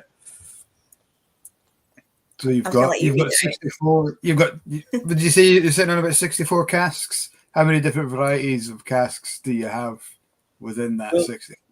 They're almost exclusively Heaven Hill quarter casks. So Heaven Hill make a couple of. They're a American brand that make a couple of really nice whiskies that we like. So they make Pikesville, Rittenhouse Rye. A couple of others that we're fond of. So, so we try to exclusively pick up Heaven Hill bourbons. We also have, because when we ordered, they had a shortage of Heaven Hill bourbons. So we have exactly 4 Wild Turkey 200-litre bourbons. So that's the only 4 200-litre bourbons we have. Other than that, we have 2 red wine casks that are a special project that we've put away there. So they're 225 litres. And we have our trusty 2 French oak barrels that have got our bourbon, inverted commas, up the back in rear marks CS1 that are up the back there. Apart from that, all the other sizes are quarter cask. Heaven Hills. We've got a tiny wee 100-litre PX cask that we bought to treat ourselves. And that wee Oloroso one up there. And a tiny wee Oloroso one. And a couple of...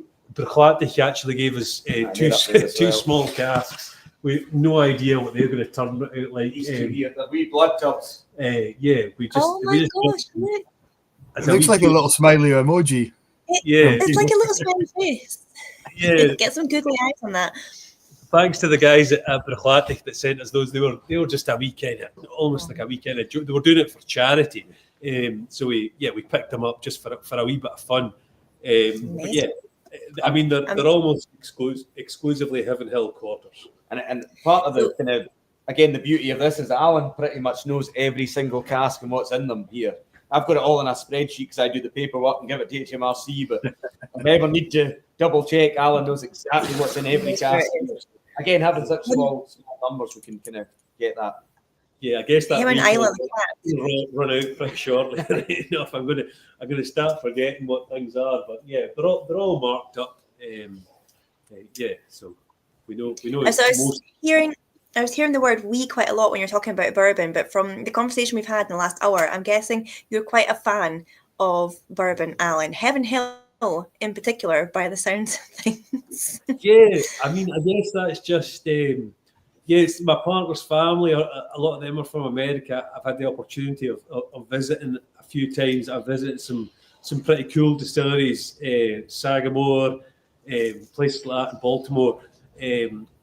Distilleries, yeah. I guess we're quite inspired by the kind of craft whiskey distilling setups, I guess, especially on the east coast of America. There's a lot of distilleries making whiskey our kind of size, and you don't really see that many of these kind of size distilleries in Scotland, whether it be just culturally or due to legislation throughout the years and the fact that kind of illicit distilling was kind of, I mean, I know the same thing happened in America with prohibition, but these kind of smaller guys seem to bounce back from that. And there's for example, the brew bag and a lot of the things that we buy in here that they're from the US and they're inspired by that. So yeah, I mean, I'm obviously a huge malt fan, but yeah, I do like rye and I do like maize or corn whiskey as well.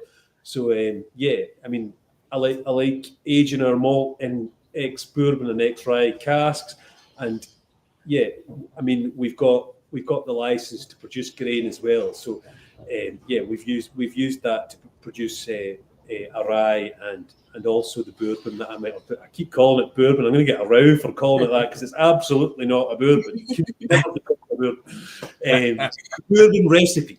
We'll call it that. That we've got up the back there. But yeah, we've got a decent amount of rye. We just filled another rye cask today.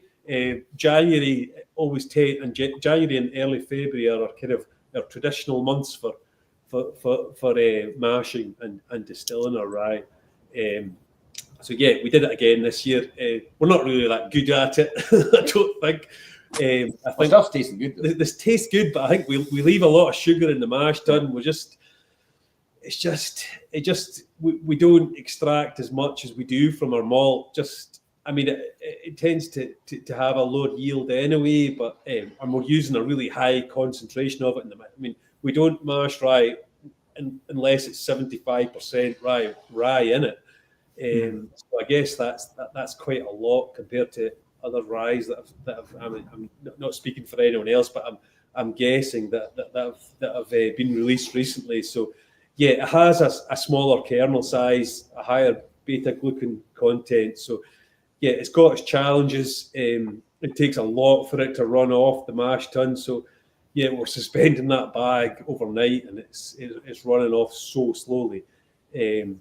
But yeah, we'll get there with it. It's hard, it's all hard won ABV that's in the casks of those ryes. But yeah, we re-gauged one of them today as well, and we're quite happy with it. Our neighbour came in. He had a taste of it. He enjoyed it. Yeah, our neighbour came in, and we ran it past him. We actually had it. We had it. A rye specifically. We had it in a Virgin European oak cask for a year, and then we put it in an ex-maple spirit cask, and we weren't really prepared for the amount of sweetness that cask was going to impart. Holy dickens! So when we re-gauged it, it'd been in there for a year and a half, and we thought, whoa, this is way too sweet. So we've got it in a really heavily toasted bourbon cask. We put it in there today. We're going to leave it in there for 6 months and see if that just tempers down a little bit of the sweetness that it got off the maple spirit cask. I say it's tasting. Alan hates sweetness, but for me, it was tasting absolutely fantastic, especially today. Yeah, enjoyed it. Yeah, it was sweet tooth.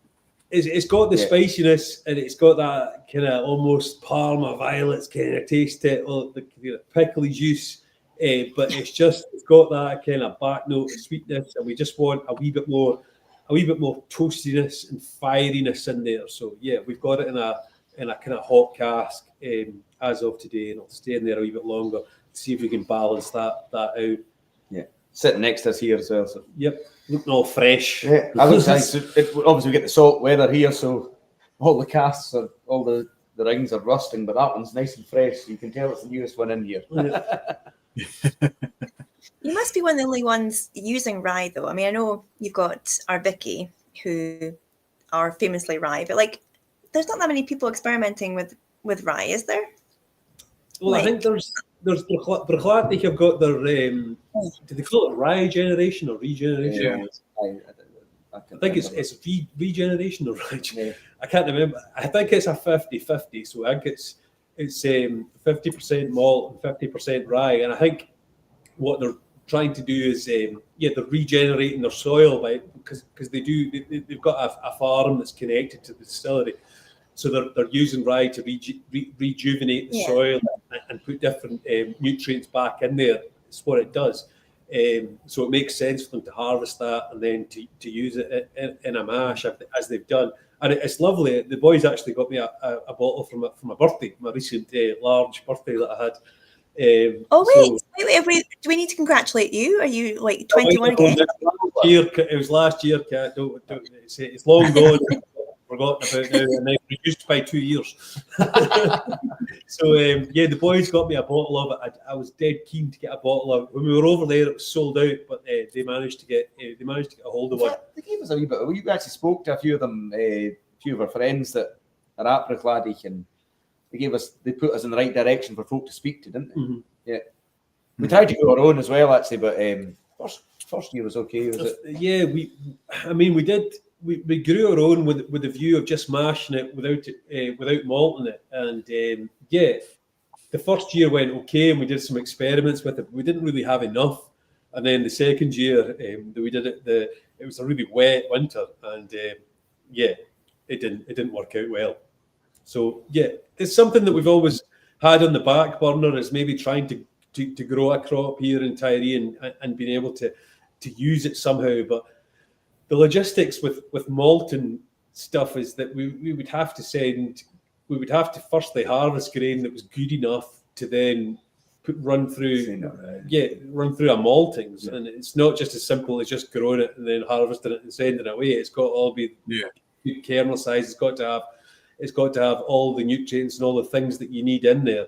So that's a little bit of a task, but that's definitely within the 10-year plan of doing something like Blether are doing, and being able to create at least one or two, maybe up to 5 casks that are, that all the ingredients have come from Tiree, if you like. That'd be very cool, wouldn't it?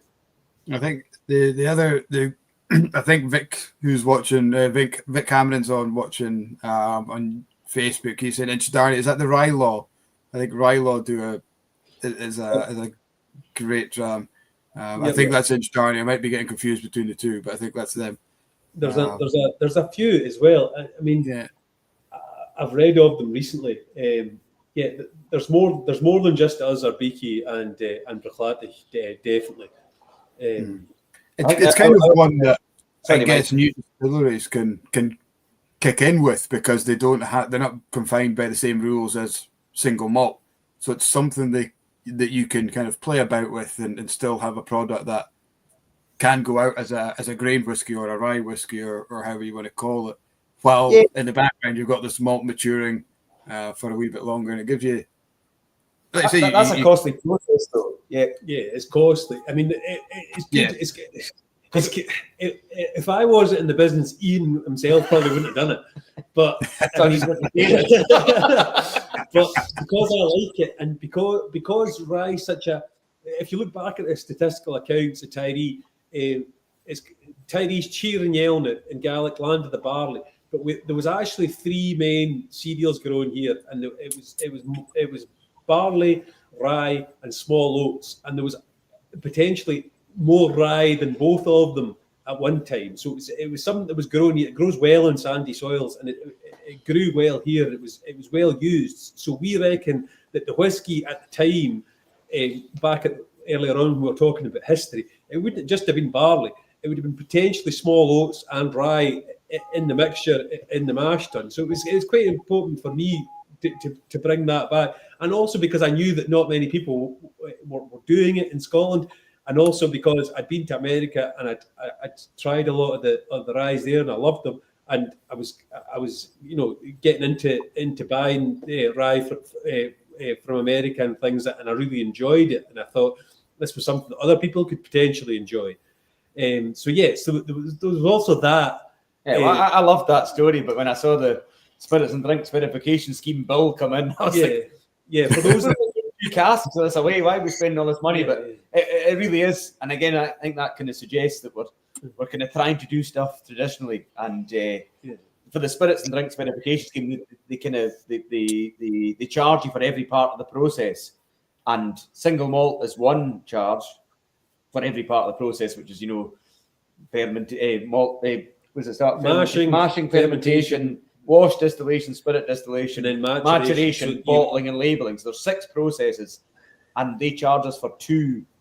Yeah, it's basically double. So it's the same process, but we have to pay double because we're doing grain and we're doing malt. So for a business our size, that's hefty. It's the same whether it's you guys or Glenlivet or Glenfarclas or whatever. It's the same price, isn't it? Yeah, it's exactly the same. And that's where folk maybe don't have a lack of understanding, whereas like when we actually pay our Spirits and Drinks Verification Scheme, that goes into a cost in the bottle, because we are only releasing, in the last 4 years we've spent upwards of 20k, I think, in Spirits and Drinks Verification Scheme. So that's going on to your price of your bottle of the first release, because we kind of had to charge that. It's an important scheme, and they do great work. Exactly. They do great work at protecting the product and making sure that folk can, that folk don't take the piss, if excuse my language. But I mean, for a business our size, it's a hefty cost, and sizable amount. It's a hefty cost when it comes to only sticking away 5 or 6 single grain casks like we have. But then we'll enjoy them. Well, as I say, having tasted it today, I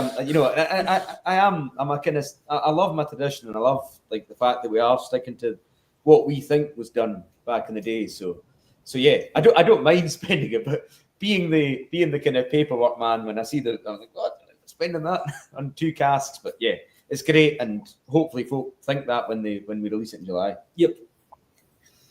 It's difficult as well, though, because as a new distillery, you've got the benefit of that for innovation. But as you're saying, that innovation is kind of being penalised, or kind of, a bit more expensive for you, whereas your bigger distilleries are less able to innovate, but would be more able to absorb that cost. So you're kind of in a catch-22. And then with rye and things like, it's all been cultivated for like modern agriculture, whereas, if you could get hold of like sort of the old school kind of plants and things, I'm sure they would grow really well on Tiree, but the modern cultivated kind of strains are maybe not as good. Because most of the distilled rye is a winter crop, so you're planting it kind of September, and it's coming to maturation. The plant's maturing in like July, August the following year, so it stays in the ground all winter. That's not a great thing in Tiree. We get such bleak winters, and any sign of greenery, it'll just be polluted with geese. It's a big problem for the big problem here. I mean, the geese will just eat anything that sticks out the ground during the winter months to sustain themselves. So yeah, winter crops is not really anything that's really been done in Tiree ever. So yeah, as you say, Kat, like a spring variety of rye would be something, but it's not really something that you see these days. Yeah, it's well done you guys for just ploughing on and doing it regardless, though. Like, it's fab. You're kind of experimenting and playing around with it a little bit, and gives you a little bit kind of scope, and something for everyone by the sounds of things, especially for you, Alan, who's obviously a bit of a fan of it, so you can get to play around with the flavours that you like. We've got Danny commenting as well. He said, regardless of the costs, I bet it's such a great way of life, a job worth getting up for in the morning. Completely, definitely, 100%, and that's that. I love that kind of comment, because that's exactly what we're trying to do. Is like, it's given us a kind of opportunity to live in Tiree.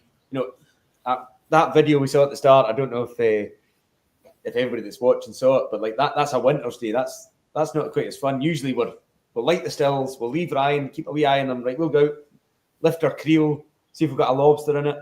Amazing. Take that in, have that for lunch, check the stills again. All right, it's on to Hearts now.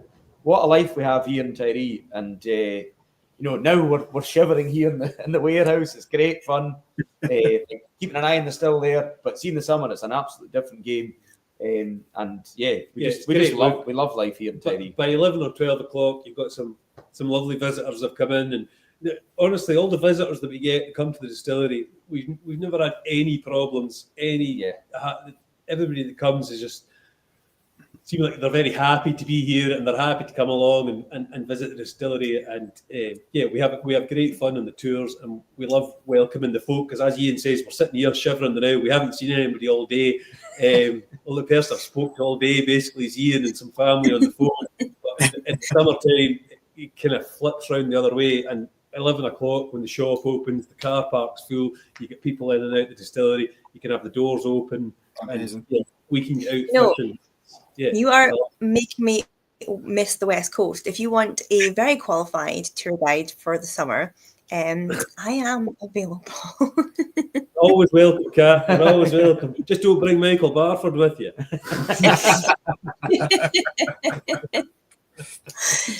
I think Michael's fairly rooted now where he is he? I reckon so. He said he was maybe going to watch tonight, but he's maybe busy with children and work and all sorts of things. He's not watching. He'll just be taking the piss out of us. If anybody doesn't know, Michael Barford's from Isla. I spent 4th, 5th and 6th year of school in Isla, and he was one of the friends that I accrued along the way, and we've stayed lifelong friends. And he's he's actually played quite a reasonable part in setting up this distillery. He's always been on the other end of the board. He's actually for a guy of younger years, let's call him, he's got a vast experience in he is whiskey. A very clever guy. So I quite often go chapping on the Stillhouse door and just like, because I'm a bit of a geek, and if I hear something, I like to figure out why. Because obviously I'm visitor centre side of things, but I do all the training material and scripts and stuff for the team. So I kind of understand like the production and what we're doing. So quite often I'll just go and tap the door and be like, Michael, so I read this thing, why? And he's always got an answer for me, or like, but he's also a top guy. And Michael, if you are watching, so my car got annihilated by the snow. I got a new car, right? Sob story. My old car died, and the garage said it's going to cost you $2,500 to get it fixed. That's more than the value of the car. So it got scrapped on the Monday, got my new car home the Tuesday, and this was at the start of the year when the snow came. So we had like 3 days of really heavy snow. I live in a shitty little flat.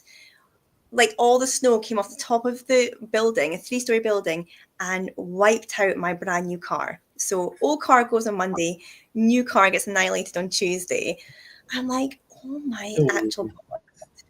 So Michael, bless him, he found a new, so the bonnet got caved in. And he found a new bonnet on like the internet. I say the internet like it's a new invention. I know it exists, but like I never even thought of like Googling like for a new bonnet. And like, I don't know, he called in a mate. This is so West Coast, but he called in like a favour of the mate who got this car bonnet up to Aberdeenshire, and he just fixed it in his lunch break for me. I'm like, he's a legend, like a proper legend of a guy. So so yeah, that's your shout. Yeah. He fits in well with us because he's so resourceful, Michael, being from the West Coast himself. So he's like, when we're on the phone, he's like, I know you'll just West Coast it, you'll do something like this, but he's like, maybe this time do it like this. So like, okay, like, no, he's good. He's given us all sorts of, especially mashing advice as we've gone on through the years. So yeah, I saw him last weekend. I spent. I know you were at the rugby with him, for a birthday of one of our friends. So yeah. No, he's always good, Michael. Well, because I completely misunderstood, because Michael is always at a stag do. So every time he's somewhere, he's just at a stag do. Like always the bridesmaid, never the bride, Michael. Get that sorted. So I completely misunderstood because he said he was with you. And I was like, oh my God, so is Alain getting married? That's amazing. He's like, no. that ship sailed. It's a birthday. I'm like, all right. Okay, that makes much more sense. But yeah, he top guy, but so watch his space because he might be appearing on the Blether sometime soon. We just need to get it okayed. That'd be a good one. I'll tune in that night. Think of something terrible that you can ask him live in front of everyone just to embarrass him. That's just mean. It is mean, but yeah. He would do the same. Yeah, who cares?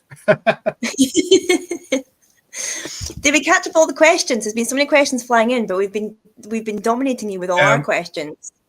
Jeremy has got a question. It's not whiskey related, so we'll come back to that. But Willis is asking, the wine casket you're sitting on, are those SDR wine casks? No. They are.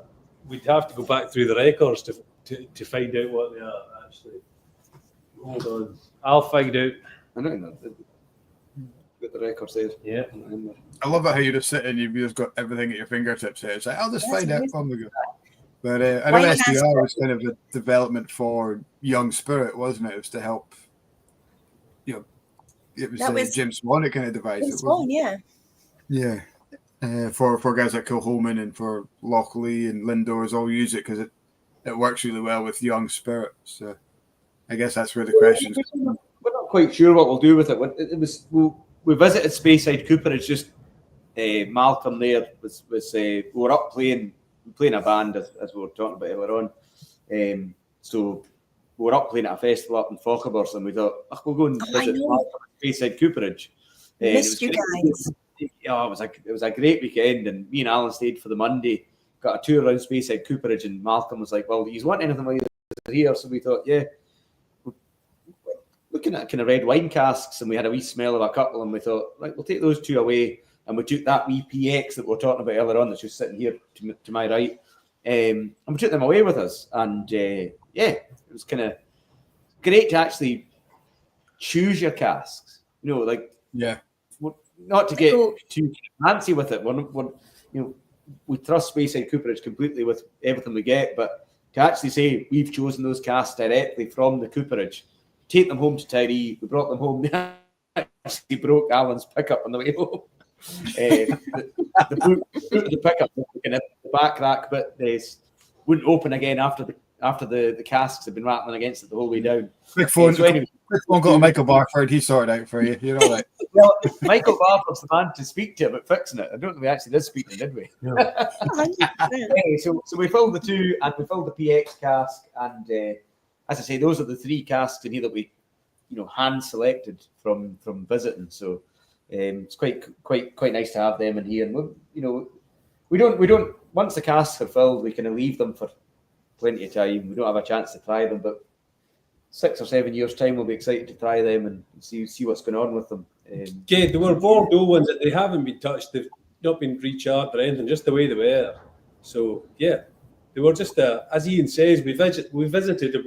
We had our nose in 10 or 15 different cask styles, and these were the ones that stuck out to us. So we're really lucky that Malcolm let us, who's the manager there, let us basically wander around and kind of choose what we fancied. And as Ian says, the pickup and the trailer were a bit heavy on the way back, but we're chuffed. Well, when we went to Malcolm, we said, we must be the smallest customers you have. He says, no, there's people that buy like 1 cask now and again, so it made us feel a wee bit better. But the tour we got there was fantastic, and they showed us how they char the casks, and as I say, let us pick the casks we wanted. So it's very cool. It's someplace. If you haven't been, guys who are watching at home, get yourself to the Cooperage. It's I would go for a tour there, a proper good day out. Yeah, it is. And then you get to make a little mini barrel up in the, for the kids and that, but they let me do it as well. But you got all the little staves and the hoops. We didn't get a chance to do that. We'd be aging whiskey in that kind of size of barrel anyway. So. Yeah, you guys would have taken that home. You'd be like, I'll have that. Yeah. It was a small one, actually. What is it? I'll get it. We'll go and get it. I do love a wine cask, though. Excited to see the wine cask coming out. I do love a good wine cask. We've got this mini barrel that we got. Look at it. Across. Look, there's still whiskey in it, which is good. That's very cute. Once you've got the whiskey out, that could be Isla's kind of little bed for when she's staying over in the bed for the cat. Well, that's it. She could. Where is she anyway? She's warming herself up against the still just now. So yeah, she lies under the burners. So there's a bit of heat. But see, if you're directly underneath the burner, it's actually not too bad. So that's where the cat tends to stay. Yeah, that's fantastic. I am living my life wrong as a distillery cat. I really should just be hanging out in a distillery underneath a gas burner. I'm just doing it wrong. You're more than welcome. I promise I won't fight with Isla too much for the space, but yeah, I'll come out and chill out in the distillery. That'd be very cool. No, you'd have to catch your fair share of mice to be alongside Isla. She's doing a great job. She is good. We've managed never to have any problems with that, but I guess that's because we've had a cat since we opened. So we had our first cat, Thor, who looked very like Isla. He was a boy cat, and unfortunately he came to an end under some wheels, which was a really sad day at the distillery, especially for it was during the summer. So the summer staff they missed him terribly when he went, and Isla, her most recent cat, she was actually a feral cat. I'll go and get her. Actually a stray who ended up in a lady's house a couple of doors down, and she phoned and she said, "I got this cat. It's appeared in my house. I can't get it out. It's absolutely white." And we said, "Oh, we'll take the cat." We didn't know if it was a male or female at the time, so we got her into the distillery, got her seen by the vet, and we couldn't find her mum or where she came from. But eventually she turned tame, but she still got a bit of the wildcat in her, as you can see. Oh. She would, she would fight you. Sometimes she gets a wee bit more fiery. Claws there. Say hello. Yeah, she's. Hello. We white claws as well. Little white feet. Look at her. Right. Say hello. She knows the distillery inside out, and she keeps an eye on things for us when we're not here.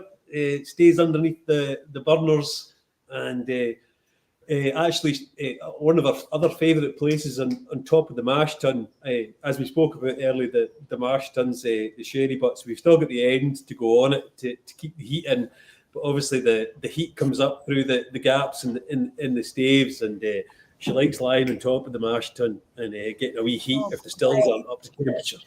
And then she'll move over once we start pumping the first water out. She'll move over underneath the burners because they've heated up time. So she knows the rhythm of the distillery anyway.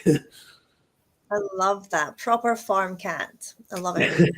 Every distillery needs a cat. I couldn't believe that the distillery cat wasn't taken on social media when I got it. Like, that's mad, because every distillery has its own cat, doesn't it? It's like legendary.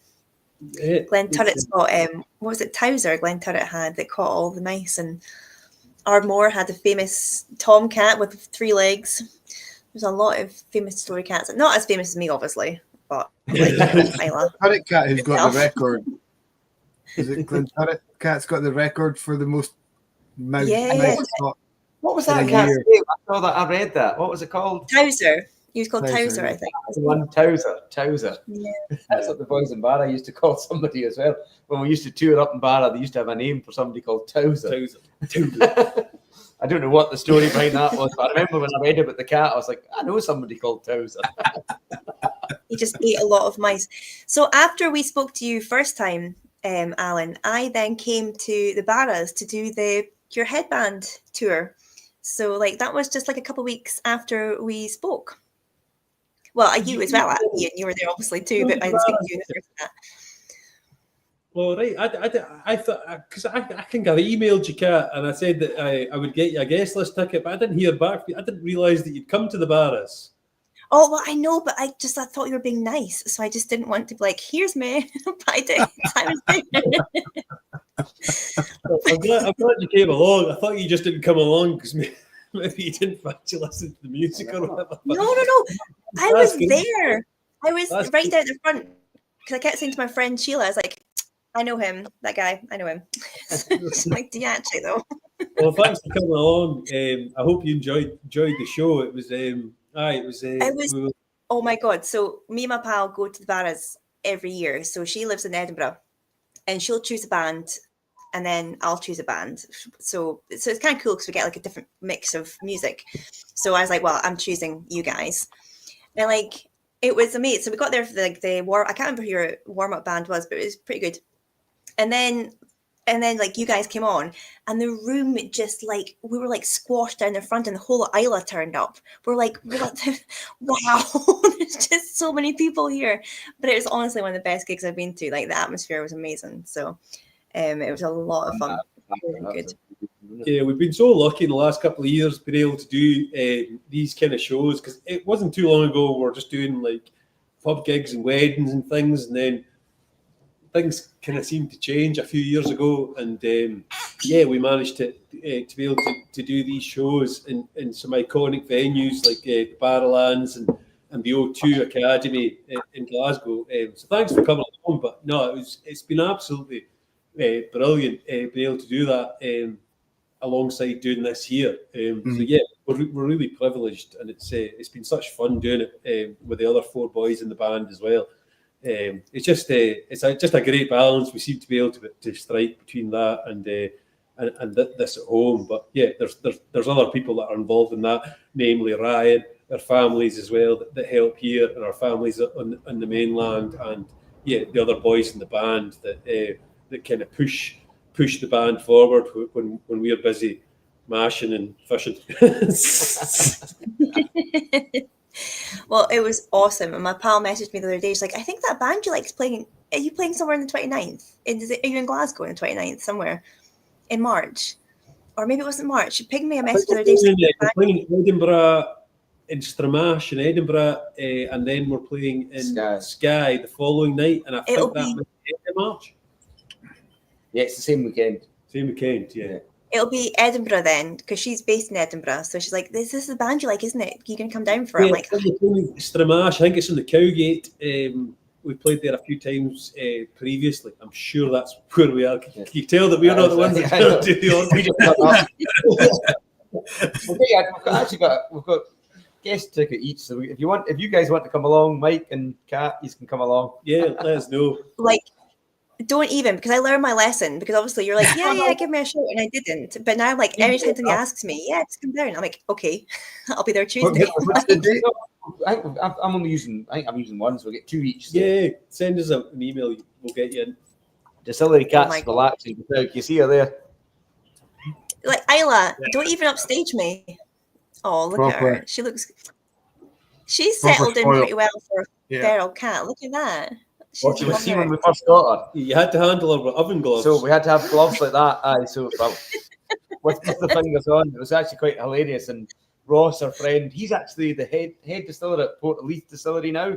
He came here and kind of learned a bit of his trade and did a lot of work in the shop. And he was a great guy to have about. And we couldn't go near her. We're just like that. And then eventually, Ian and Alan were out fishing, and we won't say whose creels caught a couple of crabs and a couple of lobsters. We bought a crab claw in for her, and then that was it. From that moment onwards, she was like, "I love living here." She had a wee taste of crab. That was a piecemeal. Yeah, so she's loving it now. So she climbs around it. She goes on the roof. She's everywhere. She's all encompassing in the distillery. She's a fair size of a cat, though, isn't she? She's not a dainty. Like she's in a winter shape at the moment. You wait till you see her in the summer. She'll get her summer body on. I mean, I'm not body shaming her. She's looking fine, but like she's listening to all Cat. She has listened to all. She says, "Distillery Cat." She says, "I'm the one and only Distillery Cat." She says, I think our Distillery Cat's getting a bit jealous now. She's body shaming the. I'm totally casting her. I'm like, yeah, she's a bit floofy, isn't she? She's a good cat, though. She's born like proper, like she's got like total like wildcat markings to her as well, because she's got like a big fluffy club tail, hasn't she? Because I saw her like wandering around you at the start of the.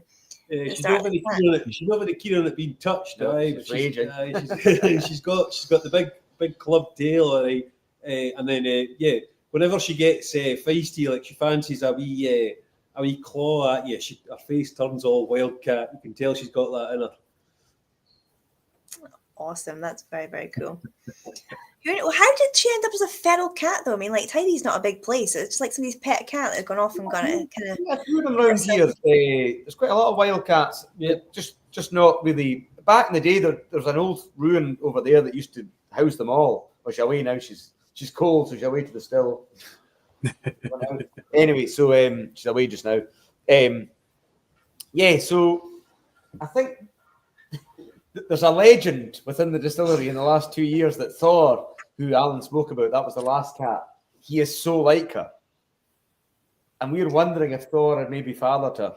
If he's, time scales maybe like 1 or 2 weeks of him, like, because we neutered him and, he was the distillery cat and he wasn't really roaming about, but there is a slight possibility and he's so like her. I'll show you a photo of Thor eventually. So we do wonder whether this is the gift from Thor. Thor was actually, it's not laughable, of course, but it was the day before my 30th birthday. Thor was ran down by a man called Buddha. So it's almost like a battle of the gods, Thor versus Buddha. And it's the most upsetting 30th birthday.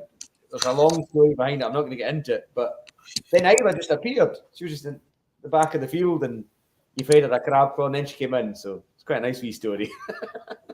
The irony of that Thor was slain by Buddha. I mean, put that in a Marvel film. That's amazing. You think it'd be the other way around. I thought Buddha was kind of the all peaceful. Buddha was, Thor was slain by Buddha. I did get it. But yeah, that's mad. It was quite high. That's his nickname in Tiree, Buddha. And he's actually moved to Uist these days. So if you're wanting to track him down, Buddha lives in Uist these days. That was the one laugh that is true. The one laugh that it gave us about the whole situation, because we're both very upset when Thor died. We love the wee cat as well. Yeah. The one thing that we actually had a wee bit of solace in was like, well, we can have a wee chuckle about that, because he was great. We saw him outside down the ditches catching mice, catching all sorts, and even killed a hare one time. Seagulls.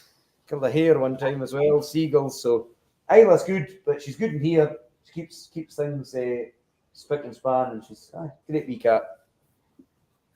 Brilliant. She's down there, I think here. I do like my cats. My cat once brought back, I used to live down in Dumfries and Galloway, and my cat once brought back a lizard. But you know how they can remove their tails? So it's like it kind of dropped its own tail and it ran away. My cat I've never seen it look so confused. Like, it was like, what the hell just happened? But yeah, because lizards can grow their tails back on. So it literally just like plopped its tail off and ran away. My cat was like, well, whatever. Yeah. Have the tail instead. Did she eat the tail? Weird, no, she's not seen a lizard here. Or sorry, you were asking cat. I was like, I think you're speaking to the other distillery cat there, Mike. So my cats never used to eat the tails of mice. They would always leave the stomach and like the tail. So you just end up like bits at your back door. I don't know why they didn't like those bits. It's like, if my kids like, you eat it all. Well, it could be that they got stuck in the teeth. Yeah, that could be it. We've never actually seen her. Never seen her eat one or catch one or anything. It's just you see her. She brings we field mice and shrews back to the door sometimes, but she's never actually. We've never actually seen one in the distillery, mainly because I think we've had her and we've had Thor, but and we're relatively kind of sort of like outside proof around the edges, so it's always just been a precaution. We've had her in here, but we've seen her bring stuff to the door, but.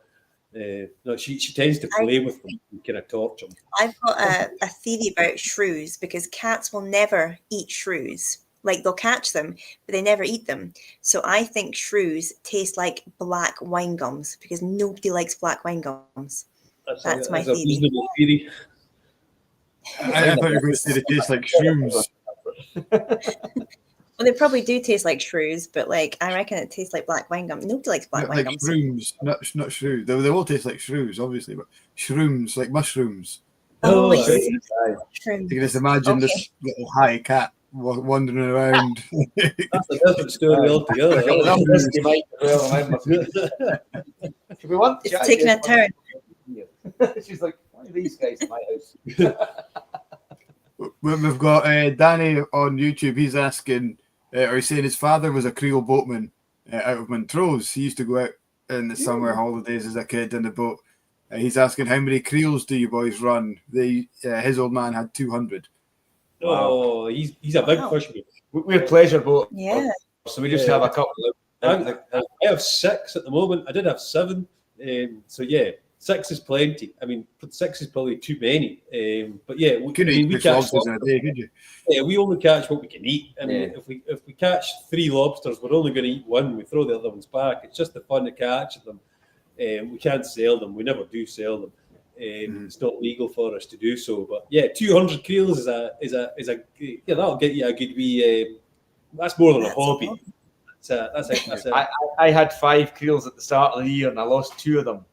Because the weather was so poor here this year. I don't know if it's the same up in the northeast, but I didn't get back out to them, and the big gales came in, washed them ashore, and they were all crumbled. So yeah, 4 lobsters and 2 creels down. But we're awful lucky, because we can't show you now because it's dark, but just about 300 meters down that way, there's good lobster fishing just right in front of us. So we can see the stills, and we can be lifting our creels because it's right in front of us.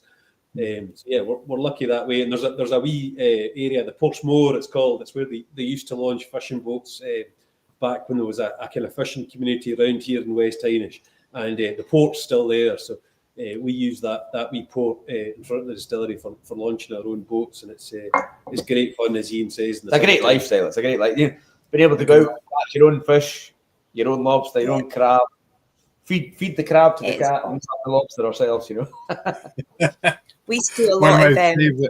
Like we used to go out with the boat with the hand lines because like loads of mackerel. And mackerel is stupid. Like they literally just swim into the hooks and like my eye, and you end up with like a shed load of mackerel.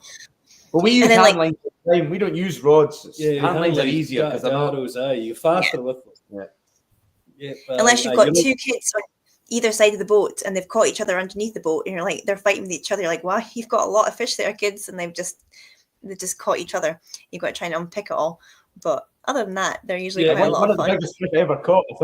I was getting hauled around the other side of the boat. It's the biggest fish I ever thought I caught. I was like, that's strong, that one. Next minute, I'm caught on you. That was years ago. My good friend Alain McDonald, who passed away years ago, and he was like, "Oh, I've caught on you," and we ended up. I think we had about 10 hooks altogether, and when we had about 20 fish on the two. So it seemed at the time when I was younger, but good times, and that's what it's all about for us, you know, good lifestyle and trying to kind of keep things going. Yes. We've got our first Michael Barford question coming in. Michael, where have you been? Michael, you've missed all the chat about you. Like, go back half an hour. Like, you should have heard the shit talking. No, not really. Can't wait until he's doing his own Blether. And we'll be asking questions. What's his question? He's asking who catches more? Who catches more, Ian or Alan? Oh, that's easy. That's an easy one. You want to answer that? I want to answer it. You answer it. Me, of course. I've got the bigger boat. You've got a bigger boat. Yeah, we'll leave it at that. I think maybe Alan did better last year, but the year before I was definitely better. Yeah, we keep a tally every year of lobsters caught. And, last year it was probably me. The year before it was Ian, but we'll be keeping a close eye on it this year. We'll keep Michael informed. Yeah, we'll keep Michael informed of it. He can be the adjudicator, make sure it's a fair competition between the two of you. He can keep tally independently. Brian can be the adjudicator. He can keep a wee eye on things. Michael says he's coming up to Tiree this year to sort our mashing process out anyway. So we'll see. What he says. He's sure he can get some more extraction for us. Excellent. He is just about fully qualified in his diploma, part 3. So it's going to be like Dr. Barford soon, sure enough. Yep, Dr. Barford. Yep. Look forward to putting that on his wind-ups when I send him something. That sounds like a daytime TV show, doesn't it?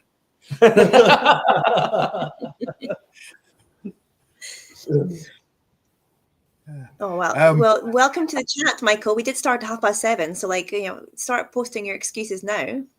You know, you've had like an hour and a half to tune in, but all right. One of my favorite whiskey memories was involved catching lobsters accidentally. I was over on the Isla Whisky Academy with Rachel McNeil, 2019, I think it was. We're at Ardbeg, and Ardbeg put on a bit of a show as they tend to do, a tour around the distillery. But do you know how they have the T-Rex skull in the car park, and then they're like, "Oh, look, here's a bottle of the Ardbog sitting in the mouth of the skull," and they had these little bottles dotted all over, and everyone had a story.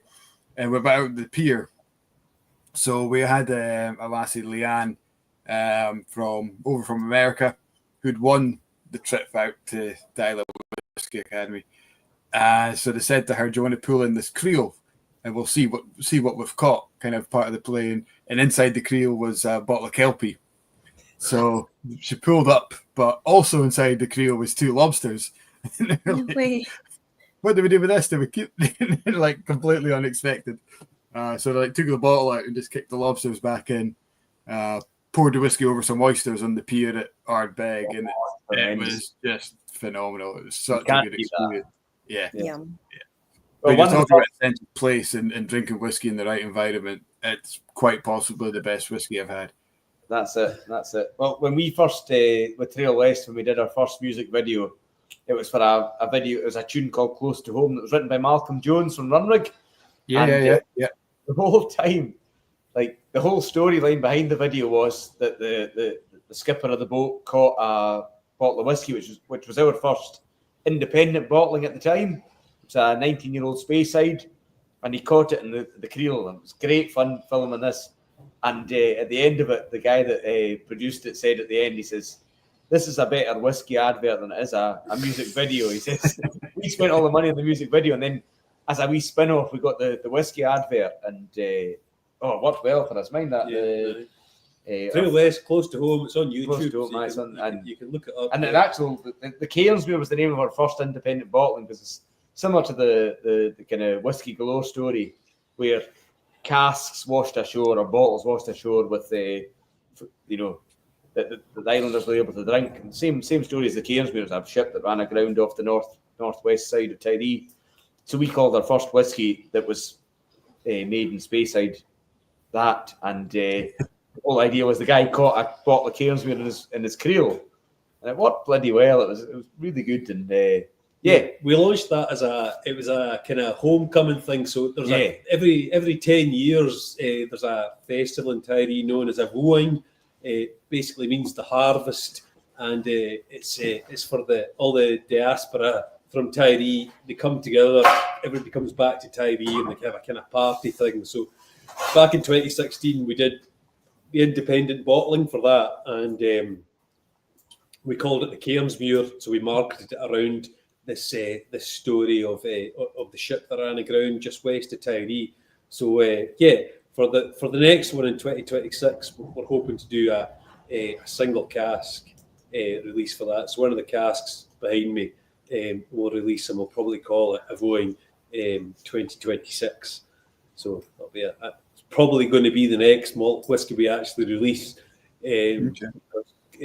Subsequent releases from now are going to be the rye in July, and nothing else in 2025. So we'll be on to a single cask release, something from behind me in 2026. Amazing. I like that you chose the rye in July. I feel like that's a natural rhyming kind of slogan there. I do. I keep saying it. There's so many things that rhyme with rye you wouldn't believe. But we're looking forward to releasing it. We're just hoping that this bourbon that we've got in now kind of balances things out with it. We've actually got a choice of ryes to release in July. So we've got one that will be it'll be a 4-year-old actually, or we've got another one that'll be a 3-year-old. But it's right at the bottom with the stow behind us, and getting into it at the moment it's tricky because the roof slopes down to where we are. So above me it's quite high, but it slopes down and meets the wall just where the third layer of casks are. So the other option that we have is at the bottom of that, and a couple of them have kind of slipped, if you like. So it's going to be a wee bit of an effort to get out there, but we'll do that in the next couple of weeks, and we'll compare both of them and decide what we're going to do if we do the 3-year-old and the 4-year-old come July. That's fab. So we've got some things to look forward to anyway from you guys. Yeah, we've got a few options. From now it's kind of exciting because the kind of first 3-4 years have been just about putting stuff away, and now it's all about what we do with things and what we release and what we keep back and what we put in different casks. It's always fun, except the de-gauging and working out what we want. Enjoy that. I enjoy seeing what things are doing, over the course of time, and like being the paperwork man. It's like how much we lost there. Well, we can say we've lost that, and. Mm-hmm. I think that's just imparting flavour and stuff. So, generally speaking, you don't want to lose any whiskey, but we want it to have a good balance and taste good. So, part and parcel of it. Yeah, it's all a careful balance, isn't it? Time, flavour, evaporation, all those things you've got to take into account. Still try to keep that at a cost that people are not only willing to pay but are happy to pay and be proud of what they've got for it, and want to open it as well. You're saying you got after the first release, which I think was £200, £199, something like that. And hopefully the guys at home who were maybe kind of bulking a bit of the price after tonight can understand why. All the fees that you've got to pay. Look, the work that goes into it, and the sheer economy of scale hopefully goes a long way to justifying that. But you're getting people opening it and trying it and giving you feedback on the liquid, which is fantastic. A lot of these bottles that we find from inaugural new distilleries, they get put on a shelf for maybe making some money on it. And that must, it must make you happy that people are opening it and trying the liquid. Yeah, definitely. Yeah. I mean, we've had such positive feedback from folk that have tasted it and folk that have tried it, which is by far the most important thing for us. A thing about the price, I mean, it was, as I said earlier on, it was mostly, I'd say about 80% sold to our mailing list. So these are people that were already invested in the business. Yeah. And invested in what we were doing. They'd visited the distillery, they'd made the effort to come here, they'd been here, they'd experienced the tour, they'd submitted their email addresses, and they said they were keen for a bottle. So rather than going down the kind of crowdfunding route and asking just for money and things like that, I guess the first release being 800 bottles, being mainly to our mailing list, is a kind of an investment from the customers into us. I mean, we know it was on the expensive end of an inaugural release, and especially the age that it was. I mean, between a 3 and 4 year old on average, what was it, the actual liquid? So yeah, we do really appreciate these customers that did that for us. But yeah, what they've done, and they know that they've done it, is it allowed us to increase capacity twofold as we did last year, bearing in mind that we pre-released half of this a year ago.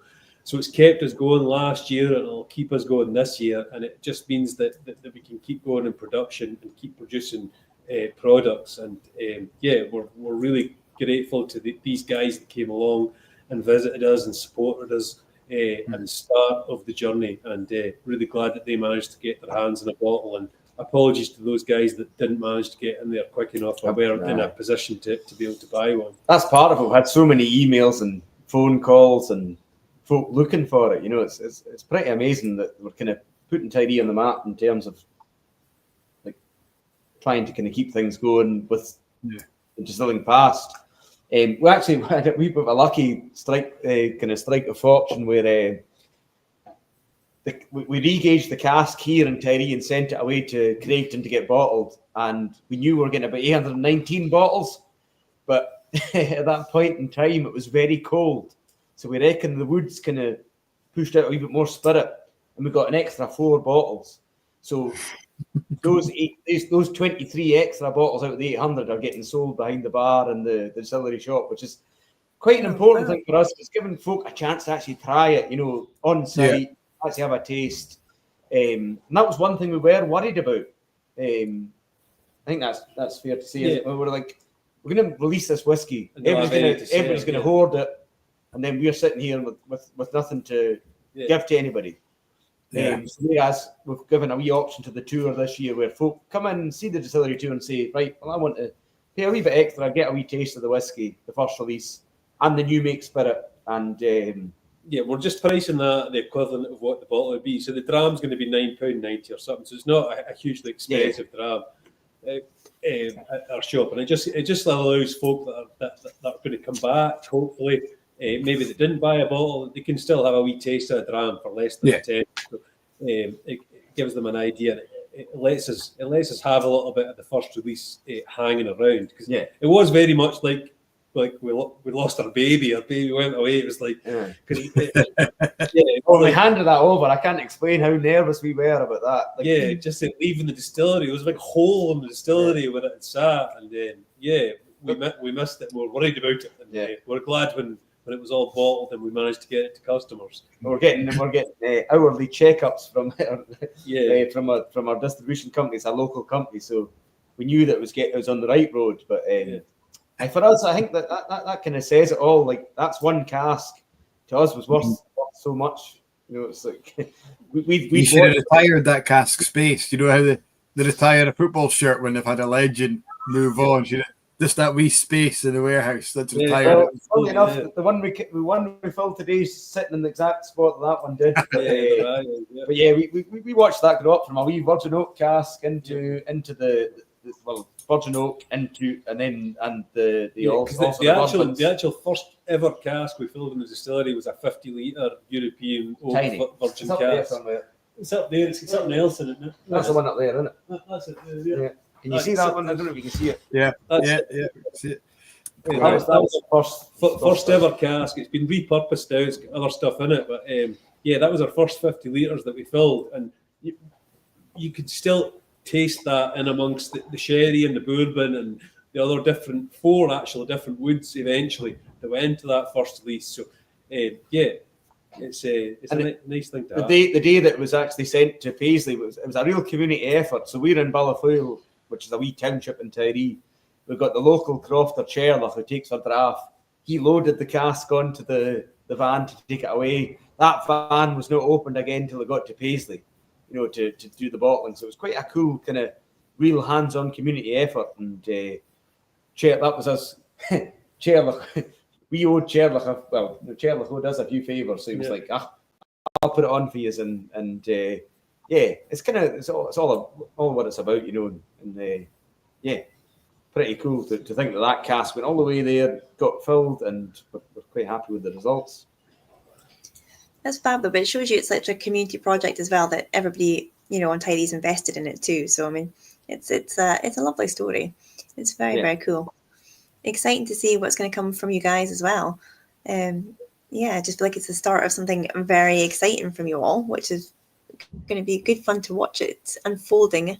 Whether it's the bourbon / not bourbon mystery unnamed barrel or your July rye, which is awesome. Just trying different finishes and just seeing what suits the whiskey and actually having a wee taste of things. And keep the gin going as well. Obviously, we can't undermine the gin. The gin's what's kept us going to this stage, and we've got the wee cocktail bar outside, and it keeps us going. But whiskey's our real passion, and we're whiskey drinkers.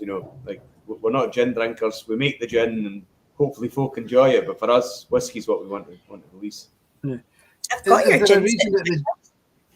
I think if we look for your gin, I've got it sitting here somewhere. Carry on.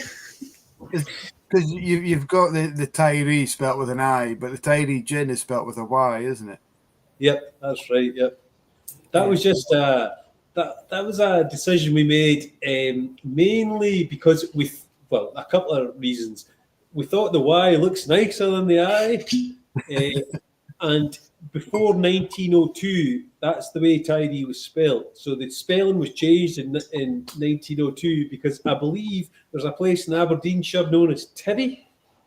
Is that you guys are Aberdeenshire guys?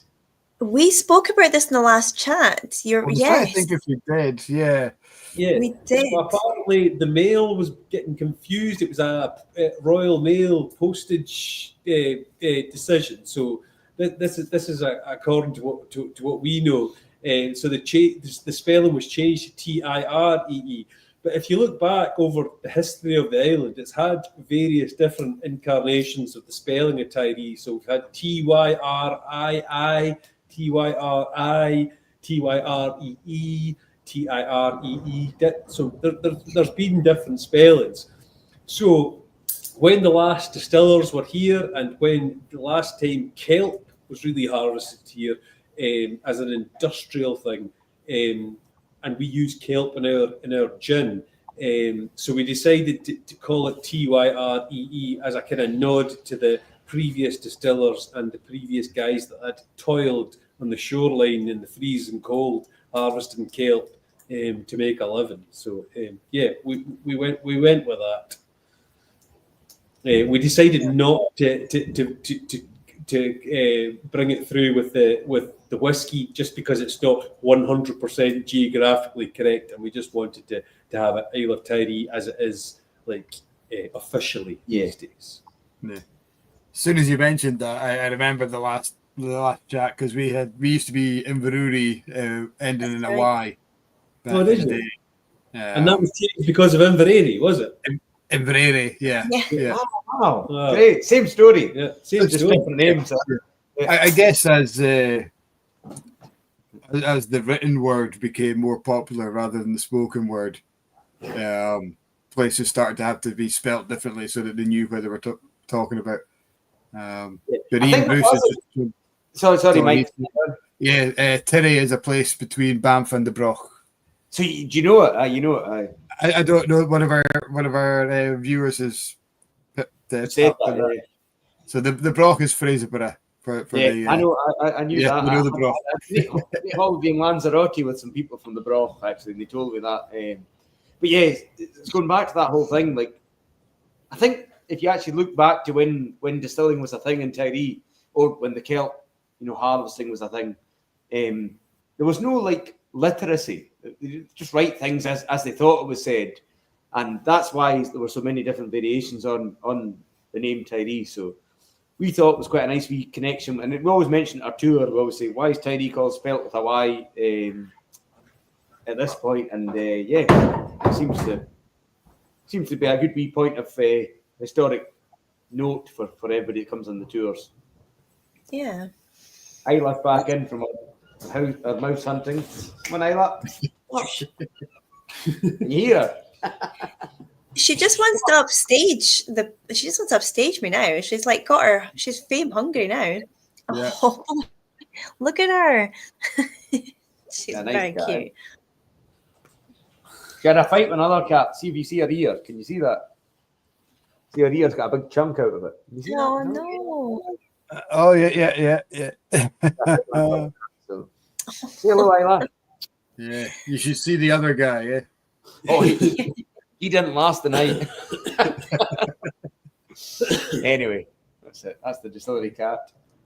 Well, I mean, it's a distillery cat. I mean, my name's on the screen. So, like, the distillery. Can I change my name to Isla, the distillery cat? She's loving life just now. She loves it. She's good company by yourself. You talk to the cat. Do you know, I think she's the longest animal we've had on the Blether. We've had the odd like dog appear, and then Dave Broom, legendary whiskey author, his cat appeared briefly. I thought you were going to say he was the longest animal we've had. I'm like, no. Well, I mean, I want a beast of the whiskey industry, but Dave was fairly interested in the history of Tiree's distillery. And so he actually got in touch when we started, and we sent him a sample of the first release not long ago, and he wrote a wee article about it. He kind of twinned it with a distillery in the Faroe Islands. It's quite an interesting article. I think it's on his blog or his website. If you want to look it up, but he seemed to enjoy the dram. It was very complimentary, which was nice. He mentioned you guys when we had him on the Blether. Yeah. He mentioned you guys. Yeah, good. Oh, he's an interesting fellow, and it's always good fun to talk to him. And we're always glad to send him a wee sample. As miserly as it was. We can't get much away with it. What you guys got now? You've got. I'm on the Aberlour again, but have you guys got a wee drama? Well, yeah, I on the Madeira Arden American. I've got that one exact bottle in my house. From Arden American. Yeah, absolutely banging. I just opened it tonight. Can I just say, you say Arden American much nicer than Mike says it. It's like go and say it again. Can you say it? Arden American. Arden American. You've got like 40 more R's in your version than I do. Well, we probably get it. Arden American. So we'd say Arden American. Yeah, that's much nicer. Let's just do it like that. There's a lighthouse there. We've actually abseiled down. Yeah, we've abseiled down Arden American Life. What? I've been to the lighthouse, but I've never abseiled down it. Why are you abseiling down it? We did it for charity. A charity thing we did through the band. We were pretty scared. If I was abseiling down the lighthouse, I'd pronounce it the same way as you did just now as well. Well, I came down, I had this jacket on, I lifted my jacket up and just my belly was in show, and I was like, that's the worst photo ever taken of me. So I'll never do that again. Anymore, like it's a different show, but anyway. I think still at least go for it. I think Arden American point is where they first put up a TV mast. So Tiree got its first TV signal from there. Really? Yeah, because it's you kind of go Tiree, call, and then it's not that far over to Ardnamurchan Point. You guys have to do a collaboration with them because they've done collaborations with a couple of distilleries. Yeah, but, I mean they're definitely the closest distillery to us. So there would be us, and then Ardnamurchan. Is Tobermory actually closer? Yeah. Ian reckons from the distance there, he's over at the Spirit Still. He reckons that Tobermory is actually closer geographically. Okay. Maybe he's closer to Tobermory now, but you're closer to Ardnamurchan. Exactly. He's walked over to the Spirit Still. Ardnamurchan's closer. We still got another half an hour to go, I think. But as the crow flies, I'm sure Tobermory's closer to us. As the crow flies. Yeah. So I could give you a good Tobermory, well, not Tobermory story. You know, what's the story in Balamory? Have you guys got kids? Yep, Alan does. I do. Right. So you know Edie McCready off of What's the Story in Balamory? Well, the kids don't watch it. No, anyway, yeah. Yep. All right. I used to be her cleaner, and she came to my wedding. There you go. Is that right? Literally, Take the high road. Exactly. So do you know why? So Ling, she is one of the Cados who own the land on Ling. Oh. So there you go. Morak from Take the High Road lives in Tiree. You know No that? way. Did you just totally one up my story there with your own celebrities? Jeannie Fisher. Jeannie Fisher's her name. She lives in Scotland. She likes cycling. She cycles all the I time. love that we're just trading celebrities. That's awesome. Balamory celebrities. Let's not get over many more in Tiree, to be honest. But there you go. That's my little claim to fame. That's where amazing. she grew up on the Isle of Ling. Yeah. So yeah, Edie McCready from Balamory. I don't think it's on TV anymore. I think it's quite an old. I don't think it's quite an old TV show now, isn't it? I made that recently. So. I know for everyone that's watching around the world, all our sort of non-Scottish viewers, this conversation is like foreign. Totally. Well, we've got many viewers in, have we? We do, yeah. We still got a solid 11 people watching now. It was a wee bit higher than that for most of the show. Until we started talking about cats. I think it peaked when we started talking about cats. Actually. Well, the problem is we lose all our viewers to the Aquavitae chat at whatever time they start. So we're like the warm-up act for the 9:45. Yeah. Oh, right. Okay, so 9:45. So our viewers start to drop off as they go into the next whiskey chat.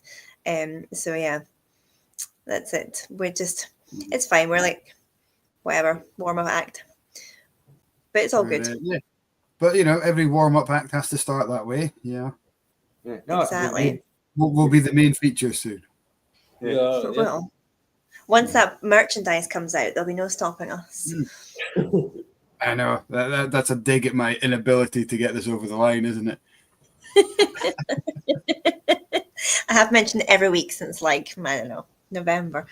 Who you guys got on next week? Yeah, just a way to ask that before everyone disappears. Let's get next week.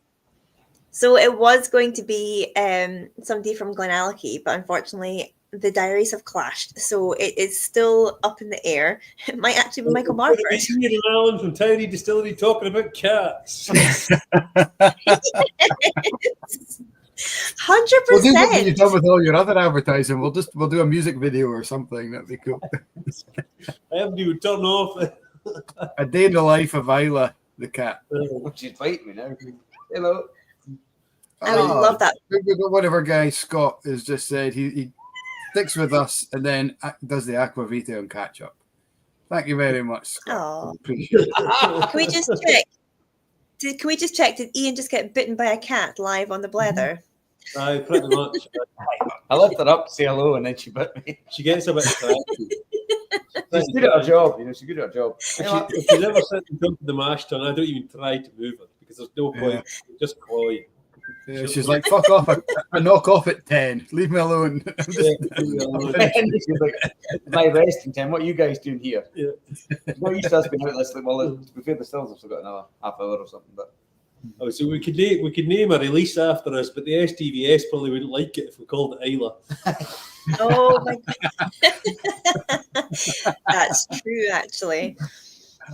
But you could just spell it ILSA. I think that's ISLA. what you probably had to do, spell it for her. I call her. Probably, yeah. 'Cause that's the way we say Isla. That's the way you say Isla and Isla. So. Yeah. Not Isla. No. Not Isla. No. It is an actual bugbear of mine, and I've got Tourette's where I just have to correct people when they get it wrong. It's got to the point now where Mike will send people from the whiskey shop to Glengarry Distillery to ask if we're like an Islay whiskey. I'm like, sorry, what? Glengarry itself's quite a hard one to say. Like for years, I called it Glengarry. Don't judge me for that, but. Judging you a little bit. No, not really. I didn't know at the time. I was just like, oh, it's good that Glengarry. And he's like, oh, Michael makes that. I was like, oh. He says not called Glengarry, it's Glengarry. So anyway. So there was a reel somebody tagged me into earlier today on Instagram, and it's a Scottish guy that goes to do place names in Scotland that are really hard to pronounce. And folks send him in new ones each week. And this week, it was Glengarry we featured on there. So there you go. Was it? We are. Oh, brilliant. I've seen him a few times, but I haven't seen the Geary one. Yeah, we're officially, I think it was the Herald wrote a newspaper article about mispronounced distillery names. I think we're up there with the third most mispronounced distillery name in Scotland. Along with like Bunnahabhain, Bruichladdich. I think it must be Glenmorangie must be the worst. Oh, I know, because like Glenmorangie. For years in Tiree, we were always told it was Glenmorangie. So that's the way I was always told. But Glenmorangie, isn't it? Is that right? Glenmorangie, yeah. I wonder if it's the accent, the kind of West Coast accent makes more of the stress in the middle, because it might be. And see here, that's one of the most popular whiskies out. Was there not an advertising campaign? Remember it? It must have been in the Glen of Tranquility. Yeah, aye. Was there not did it not kind of stress the kind of Glenmorangie? Well, I think the new Harrison Ford campaign, he's corrected on the video, isn't he, by one of the lads that works in production, and like to show him how to pronounce it properly. So I think they're kind of renewing it a little bit with their new celeb endorsement. We'll have to get a celebrity for Tiree Distillery. Who would we have for? Ben Fogel might come back. Ben Fogel and Morag from Ballymory. There you go. It's up here. It's A-list. Amazing. Let's get that TV advert happening with Isla the cat, obviously. Well, she's away. She's noticed something. I think there's a big noise outside. I think something's. It's actually quite windy here tonight because we're the windiest place in the UK, and the wind just knocked something over there, and the cat thinks it's something outside, but. She's away to investigate. She's up to the window. She's sitting outside the window. We've had another collaboration. Go on. Ian Bruce has given us another collaboration idea. Little Brown Dog versus a Tiree Cat would make a great video. That would be good. Yeah, I don't think it would have much to do with Isla would scratch his eyes out. I actually had one of their drams recently. Can't remember what it was, but it was lovely. So, but the cat would scratch the brown dog's eye out. They put out some very good stuff, and Andrew is our Blether veteran. He's been on 4 times now, isn't he? He does say that we just book him every time we can't get a guest. Anytime we're stuck, anytime we've been let down, it's like, Andrew, do you want to come on and chat shit for an hour? Do you think he's free next week? Because I still need to try and fit in that. That would be pushing it, I think.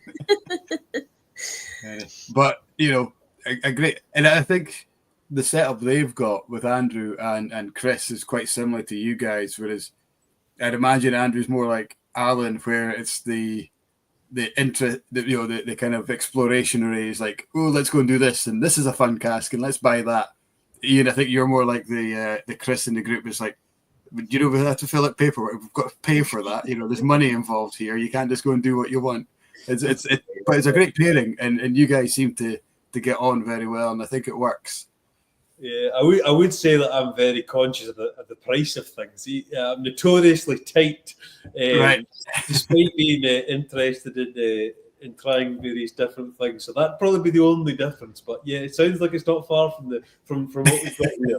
I'm going to watch that back and screenshot video it. There we go. See, I'm notoriously tight. I think like it's a good balance. I think going back to what Alan said right at the start and compared to other companies and that, but Alan had this idea for years. Why is there no distillery in Tiree? And then I went and spent £170 and registered the company name, Tiree Whisky Company Limited. And I was like, right, you've got to do it now because you owe me, half that money. Yeah, and that was it. We were 170 quid in deep, and we thought, right, well, that's too deep. He was ready. Fully committed. So we better go now because I think people had looked at doing what we've done. Really, they had done. A few folk that we know had actually looked at it, and it was too much. It was too much of a cost. It was too much of a logistical nightmare, and it was a daunting thing to do. But yeah, even just that little. I mean, we're joking about it. That little 170 quid investment in registering the company and having a company there registered on the company's house in our name. That was enough for us to go, right, let's just go. Let's just do it. Let's And I mean, I would say if it wasn't for the fact that the gin distilleries our size were just becoming established and there was that other thing going, it might not have been possible. We might have given up or we might have stopped it. So in a way, you could say that it was gin that got this whiskey out there. But you're not the only ones in that boat. There's so many. You look at guys like Eden Mill and the Harris is probably the big success story in terms of the gin. But a lot of these guys gin was the startup, and once they had the whiskey, they were planning on dropping the gin. But they've made such a big brand and a big name for themselves that it'd be kind of commercial suicide to say, right, we're not doing the gin anymore, we're sticking to whiskey. Yeah, a surprising amount of folk come on the tours and they say, oh, now you've started the whiskey, are you going to stop the gin now? Yeah. And it's like, no, we're not going to do that. Yeah. But, it's kind of a nice little kind of, not easy, but it's a repetitive kind of recipe. People want it, there's a market, and it's, We've got the small set there that would do gin anyway, so might as well do it. Yeah, we might as well do it. We're not gin drinkers, but we kind of know what tastes good and we know what we want to put in the bottle. So. And so many people like it, and there's so many people that come to the island enjoy it, and they enjoy drinking the cocktails that we make in the bar out there, and especially if we've got nice weather. So it's a great thing to be able to distill, and especially because the whole thing's in house as well. So we're using local ingredients a lot of the time as well, the likes of the kelp and things like that. So yeah, it's a lovely thing to be able to do for customers, because we obviously know that there's a lot. I mean, I know this is a whiskey chat, but there's a lot of people out here in the world that don't like whiskey. But it's great to be able to offer them whiskey and like a nice sweet gin cocktail if that's something that you like, or even a kind of more sour one. So we'll never stop the gin. No. Awesome. We just had a comment from Danny on YouTube. He said he's got the TV, the phone, and the tablet going during the 10:15 Blether V-Pub crossover. I don't know what else he's watching, maybe the football, but he's got the TV, the phone, and the tablet going. Wow. He's going to be watching the UEFA, the Europa playoffs. They're on tonight, aren't they? They're on tonight, yeah, must be. Yeah. You're asking the wrong person with that. Unless it's rugby, I'm tapping out on ball chat. Yeah.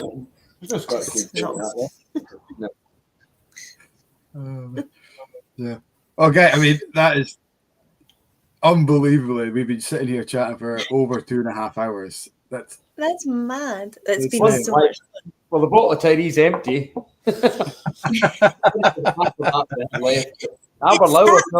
metal. It's that metal shed. That evaporation is insane. Look at that. Well, there's a great story. My friend Lachie Brown told this story. I'll tell this quickly before I think he's signing off. But he had Lucky Brown was actually instrumental in getting this place going. He dug a ditch out the back for us, and he didn't really charge much money. And his relation was over in Australia meeting other relations, and they said to him, "There's a hamper for the family back in Tiree." And they gave him this big hamper, and there was a bottle of brandy in it. And the guy that was delivering the brandy back, every port he went into, he was drinking. He was just filling it up with other brandy. And then when he got back to Tiree, he says to him, "Where's the rest of the brandy?" that the guy here said to him. "Oh," he says, "but the heat over in Australia, in Gaelic, it evaporated." So there's terrible evaporation in here, I'd say. I mean, that's in the winter. Imagine what it's like in the summer. Jesus. I know. It's no wonder you can keep those casks filled.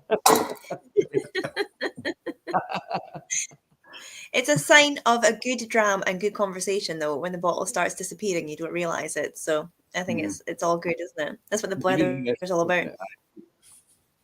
100%. Well, blame Isla. We can't even see Isla. Probably her. She looks like a hardened drinker, to be honest. So we'll blame her. Don't go pick it up. She's already bitten you once. We're not.